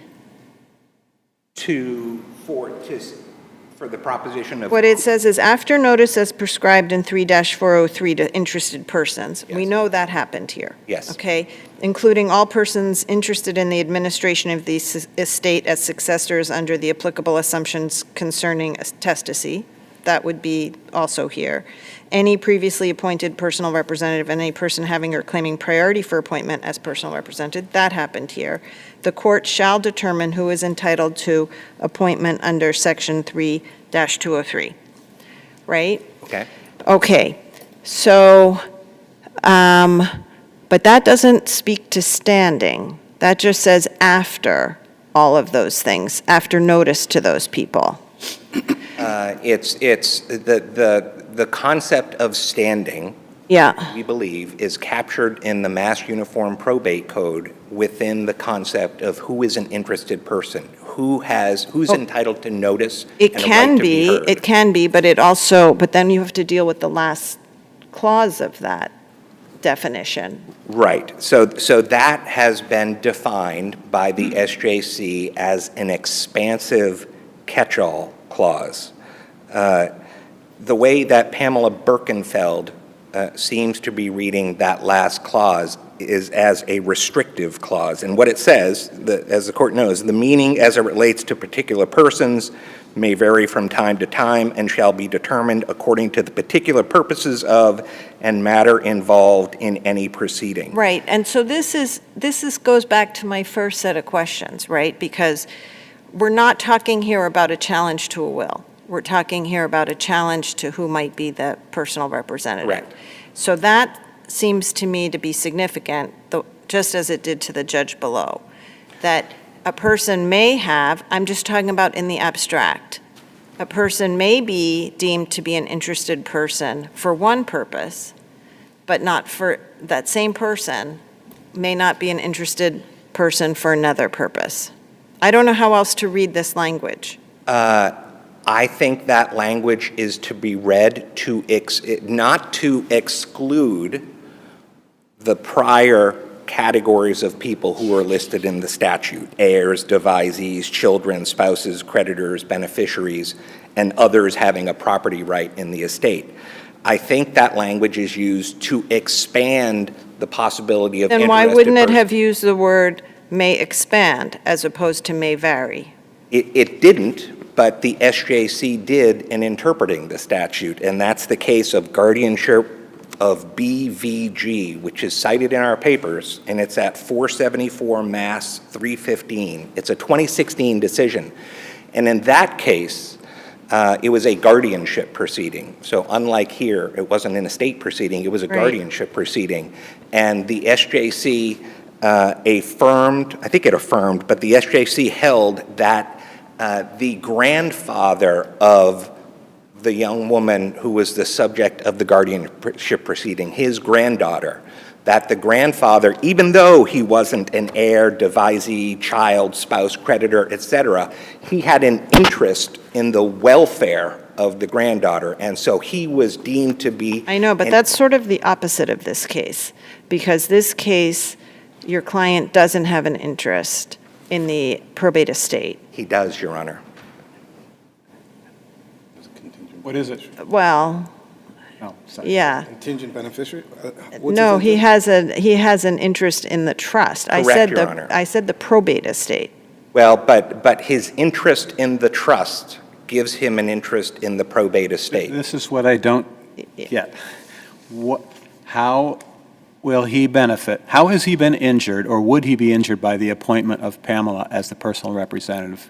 So I would suggest as specifically as possible, his interest, his injury in fact, that would... Well, I would suggest that whether he's injured isn't part of the equation, but here's his interest. He is a contingent remainder beneficiary of the trust, right? So during the remainder of Pamela's lifetime, she is the current beneficiary. Whatever assets flow through the estate, or should flow through the estate, flow into the trust.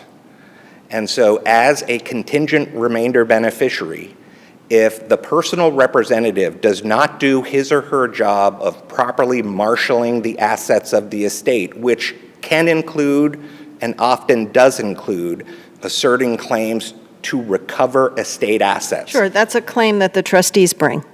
No, that's a claim that the personal representative brings to recover estate assets. Right, but if your complaint as a contingent remainder beneficiary, it's under the trust, that's your interest. And you would assert that claim against the trustees, who would then assert the claim against the personal representative. And in that point, the personal representative may have a conflict, and someone, i.e. the trustees of the trust, would bring it to the attention of the court for the removal of the personal representative, I think. I think that's correct, Your Honor. Okay, so that does not give, I don't think, your client a direct interest in the assets of the probate estate. It gives him standing as an interested person. Well, only if the MUPC, I think, displaces the common law of standing. Because under the common law of standing, well, let me ask you that. Do you have any case law to support that your client, in these circumstances, would have had standing under the common law to challenge the appointment of the wife as the personal representative? We have the case of Clymer. Clymer said if you have a financial stake, essentially, in the assets disposed of under the will, you have to be either a devisee, whatever, or a creditor.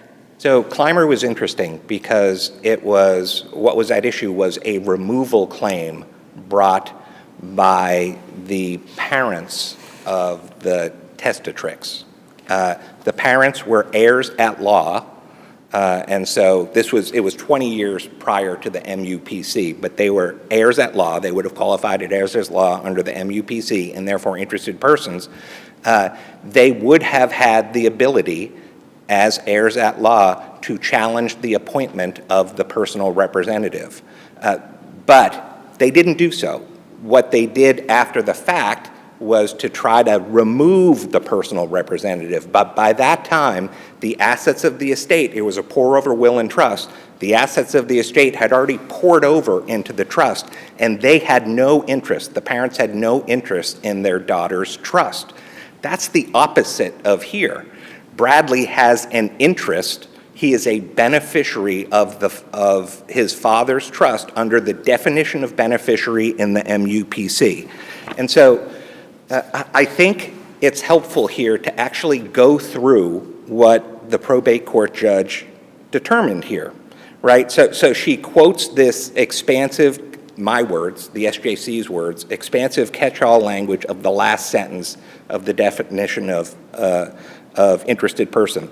And then she says, one can have standing for purposes of challenging the will, but not have standing to challenge the appointment of fiduciary, the point you were making, Your Honor. And she cites the Clymer versus Mayo decision. We think that decision is inapplicable, and if anything, it may help us a bit. She goes on, contestant appears to contend he has standing as a beneficiary under the inter vivos trust to object to the appointment of Pamela as personal representative. By the way, this decision is at the record, the appendix 263. However, assuming assets to pass to the trust via the residuary clause were diverted from the estate, it is the trustee who's in charge with assuring all legacies due the trust are properly paid. That was your question. We have read this, so your time is out, and we need to stay within some bounds. So I assume you didn't just intend to read to us the decision of the judge. No, but there were some inconsistencies with the law. So, for example, the judge ruled that Bradley is not a qualified beneficiary, and therefore he doesn't have standing to object to the appointment. A qualified beneficiary under Colecchia has nothing to do with standing under the MUPC. The judge relied on the representation by Pamela's counsel at the hearing that Pamela had exercised her power of appointment, so Bradley wouldn't receive anything under the trust. Yeah. Well, that power of appointment is ineffective until Pamela dies, and it's speculative. She said it was highly unlikely, but we don't know if Bradley's going to be the sole surviving issue of Dr. Birkenfeld when Pamela dies. If Let he me is, ask you a separate question, and then I think I'm just going to have to see if there are any other questions, and we'll have to leave it there. There's now been a decision on appeal in the Superior Court action. Yes, Your Honor. And it concluded that your client had no standing to assert the claims, the interference with expectancy claim, and that the other claims were barred because that which had been previously decided on statute of limitations grounds. Exactly, Your Honor. All right. So why is that not res judicata here? Because the issue of His interest in the estate, right. probate estate, seems to me to be res judicata. He was determined by the Superior Court and by the Appeals Court not to meet the elements to satisfy a claim for tortious interference with expectancy. Well, not to have standing to do it. Right, right, because the court found that he didn't have a legally protected interest in the trust because he's just a contingent remainder Okay, so beneficiary. why is that not res judicata here on the question of whether he has an interest in the probate estate? Because it's a different standard. Legally protected interest under a claim for tortious interference, as opposed to possibly someone having a property right in the trust or in the estate. It's an entirely different thing. It's apples to oranges, Your Honor. Okay, let me see if there are any further questions. No, okay. We'll have to leave it there. Thank you. Thank you. Is it Attorney Ford? It is, Your Honor. May it please the court, my name is Scott Ford, and I represent the appellee Pamela Birkenfeld. The decisions of the probate court below by Judge Moriarty should be affirmed because, as a matter of law, Bradley Birkenfeld has no standing in any aspect of the personal representative appointment process in an estate in which he has no interest and that has no assets. There have been two very important procedural developments in this series of cases that occurred after the briefing in this case was complete. Number one, the Superior Court decision below was appealed. It was argued in February of this year. It was decided in April after the briefing was concluded, and this court determined that Bradley Birkenfeld has no legally protected interest in the estate. Number two, in the Superior Court, Bradley Birkenfeld in April of this year filed another Superior Court action against Pamela Birkenfeld, asserting the same claims that had previously been dismissed from that case. Not surprisingly, there is a motion to dismiss that case as well. In the Superior Court, the docket number is... But this is not in the record here. No, but under the Giroux case, Your Honor, this court can take judicial notice of other filings in other cases. It's not in the record here. It is not. It is not in the record. So we don't go outside our record. I respectfully submit that the court can take judicial notice of it because it was filed after the briefing was complete, Your Honor. Okay. The point here, Your Honor, is that Bradley Birkenfeld will stop at nothing to continue to file litigation matters, all arising out of the same facts and circumstances against his I don't know that we stepmother. need to hear about motives. Let's hear about the law. Sure. Bradley Birkenfeld has no standing, but he asserts... I'm going to ask you a question. Yes. Are you familiar with the case District Attorney versus McGraw? I am not. So in District Attorney versus McGraw, the court held that the appointment of a personal representative, in that case, the district attorney asked that a particular person not be appointed personal representative of the decedent's estate in that case. The district attorney had no interest whatsoever in the estate, none. Was not a beneficiary. And the court said, indeed, the court could sua sponte, without an interested person in the way that you're defining it, remove or not appoint as executor the person who had been named in the will. What this case seems to me to indicate, consistent with the court's duty when appointing a special personal representative, is that the court doesn't need to have anyone just notice on its own something about the person that makes them unsuitable, right? Because the court has the obligation to find suitability. And so the question of standing, it doesn't seem to me, gets you where you need to be, because in the end, the judge here expressed concerns about suitability during the hearing. And if the judge has concerns about suitability, what does it matter whether it's being the person who's raising them has standing? Because the judge has an obligation independent of that, it seems to me, to ensure suitability. Two responses, Your Honor. One, I assume that this district attorney case was decided before the implementation and adoption of the Massachusetts Uniform Probate Code.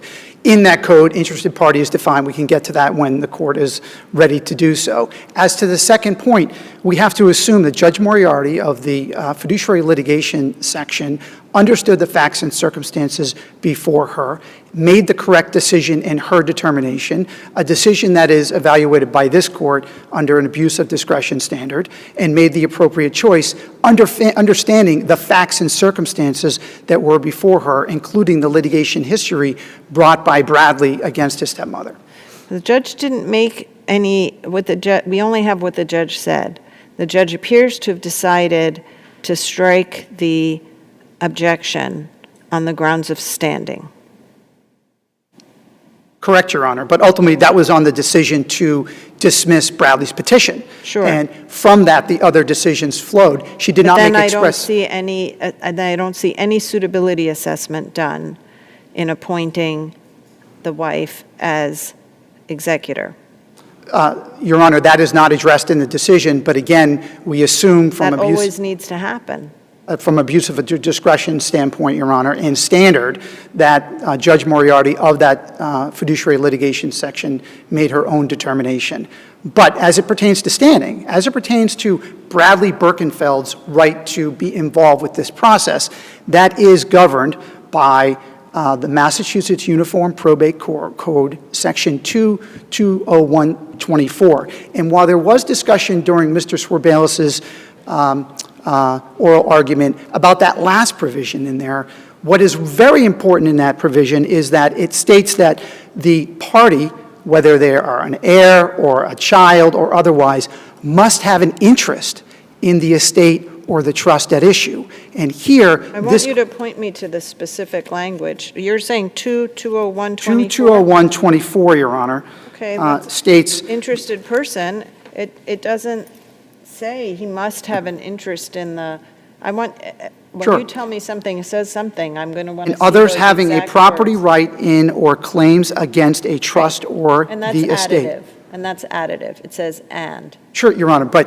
as a fundamental guiding principle, one should have and must have an interest in the trust or the estate in order to come into a proceeding. If that's the case, this is not, I don't think, with all due respect, how that language would have been written. It would have just said, it wouldn't have listed heirs, devisees, children, spouses, creditors, beneficiaries. It would have just said, interested persons means people having a property right.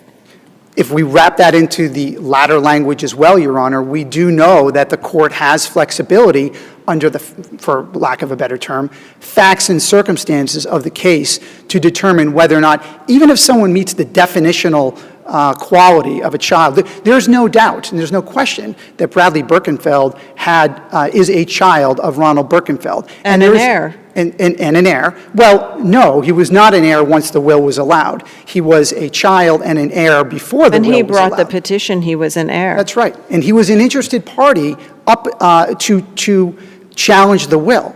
But once he chose not to challenge the will, and once no one else challenged the will was properly allowed, allowing and requiring all of the assets to pour over into the trust, at which time he was no longer an heir, he was still a child, but he was no longer someone who could challenge the personal representative appointment. And even though no Massachusetts court has analyzed Section 20124, and admittedly, Your Honors, it is a different state, but in Montana, the very same Uniform Probate Court provision was analyzed in the estate of Lawler. And there, someone who was not named in the will came to that court and challenged the will. That challenge failed. Was it a child? It was a child. That person then challenged the validity of the will? Challenged the validity. It may have been a niece, so I will confirm that as we speak. May I interrupt with a Yes. question? Is it your position that the MUPC displaces the common law? Yes, Your Honor, but under either standard. With respect to standing? Yes, Your Honor, but under So either. it's the definition of interested person that determines standing under the MUPC? Your Honor, I don't think that we can dismiss altogether the precepts of Clymer v. Mayo, which state that even in all probate court proceedings, someone must have an interest in the proceeding in order to petition the court and utilize the court resources. As I said, District Attorney versus McGraw would seem to indicate otherwise. But again, Your Honor, if we do go back to the MUPC. That's why I asked you. And under that definition, Bradley does not so Your position that the MUPC definition of interested persons displaces the common law of standing? I would think so, Your Honor, yes. Okay, well, I think that's the argument that your brother is making as well. Well, even under that standard, Bradley he qualifies as an interested party in order to challenge the will. Once he chose not to challenge the will, he has no involvement or right in that process whether it is the language under subsection 24 relative to his interest in the estate, or whether it's the facts and circumstances of that particular case, Your Honor.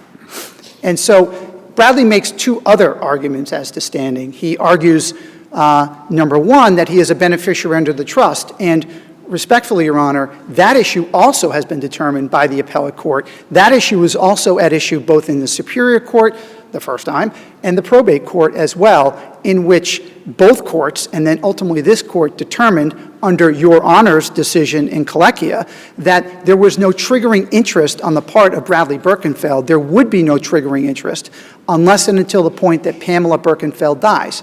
Because Well, that was in a different context. It was in terms of determining whether he was a qualified beneficiary for receiving certain types of notices. in Colecchia, that's right. And There, the definition of qualified beneficiary was at stake. that's right, Your Honor. Right, but here we're not really talking about that. This court was talking about that when it made its decision in April, stating that Bradley's interest, if any, would not take effect until after Pamela died. That's what this court decided. Maybe extending the reach of Colecchia into a different context, but that context is this case, these parties. And so therefore, that second argument about the trust fails. And then, of course, the third argument, Your Honor, is that Bradley received a notice that says that he has the right to object. And, Your Honors, that is the quintessential argument of putting form over substance. That simply because someone receives a notice that says they had the right to object doesn't mean that they have a guaranteed Loctite perpetual right to object and to sustain a claim no matter what is stated in that claim or how it's pled. Rule 13 of the Rules of Civil Procedure states that a defendant has the right to submit a counterclaim, but that doesn't mean that any counterclaim, no matter how drafted, how presented, will be sustained in that case. And so whether it's under the Massachusetts Uniform Probate Code, whether it's under the trust, or whether it's under the form, all 3 points fail. And at the end of the day, Your Honors, this can all be resolved on 3 undisputed facts. Number 1, Bradley did not contest a will. Number 2, there are no assets in the estate because everything pours over into the trust. And number 3, Bradley has no interest in the estate as this court has determined.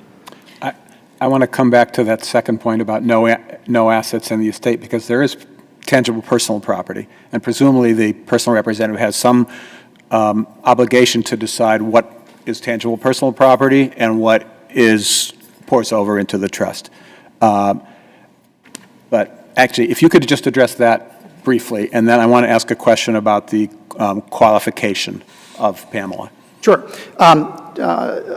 On that, Your Honor, if there's personal property, then I'm sure it will be distributed under the personal representative's authority. No one has contested in this proceeding, below or here, that the personal property is of any value or interest. It is part of the estate. It is part of the estate. So the personal representative does have something to do. Yes, but no one has raised an issue on that. Okay. So Bradley contends that the judge erred in concluding that Pamela is qualified to serve as personal representative. 3-203F2 says, no person is qualified to serve as a personal representative whose appointment the court finds in formal proceedings to be contrary to the best interests of the estate.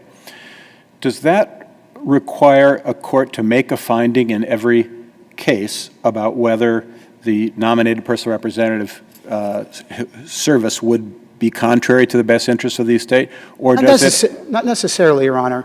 It would probably be good practice. I don't think that it would probably be effective practice to do so. But where here, Pamela is the named named executor under the will of Ronald Birkenfeld. And so therefore here, she is put in different standing than a stranger to the proceeding. Here, the courts typically give credence to the named executor to become the personal representative. And that point that you made, Your Honor, is tempered by the fact that she has effective priority and precedence. Well, let's say there was no one with priority, or two with equal priority, which I think is possible. Does that language require a finding one way or another on whether a person serving would be contrary to the best interests of the estate, or is it merely a disqualification if the court finds that that person's appointment would be contrary, then the person is not qualified. But otherwise, absent a finding, the person is qualified. The latter, Your Honor, left to the discretion of the probate judge. Any cases on that? No, Your Honor. I refer to the statutory language as well. But in the end of the day, Your Honors, the court does not want to indulge in motivation. The motivation is abundantly clear. Bradley doesn't care if he wins or loses. He wants his stepmother to spend what little she has left under her inheritance to fight the repeated litigations that he files. Thank you. Let me see if there are any further questions. No? All right, it's an interesting case. And we've been helped by your argument and your briefing, and the case is submitted. That concludes our sitting today. I want to thank our court personnel, and we're standing in recess.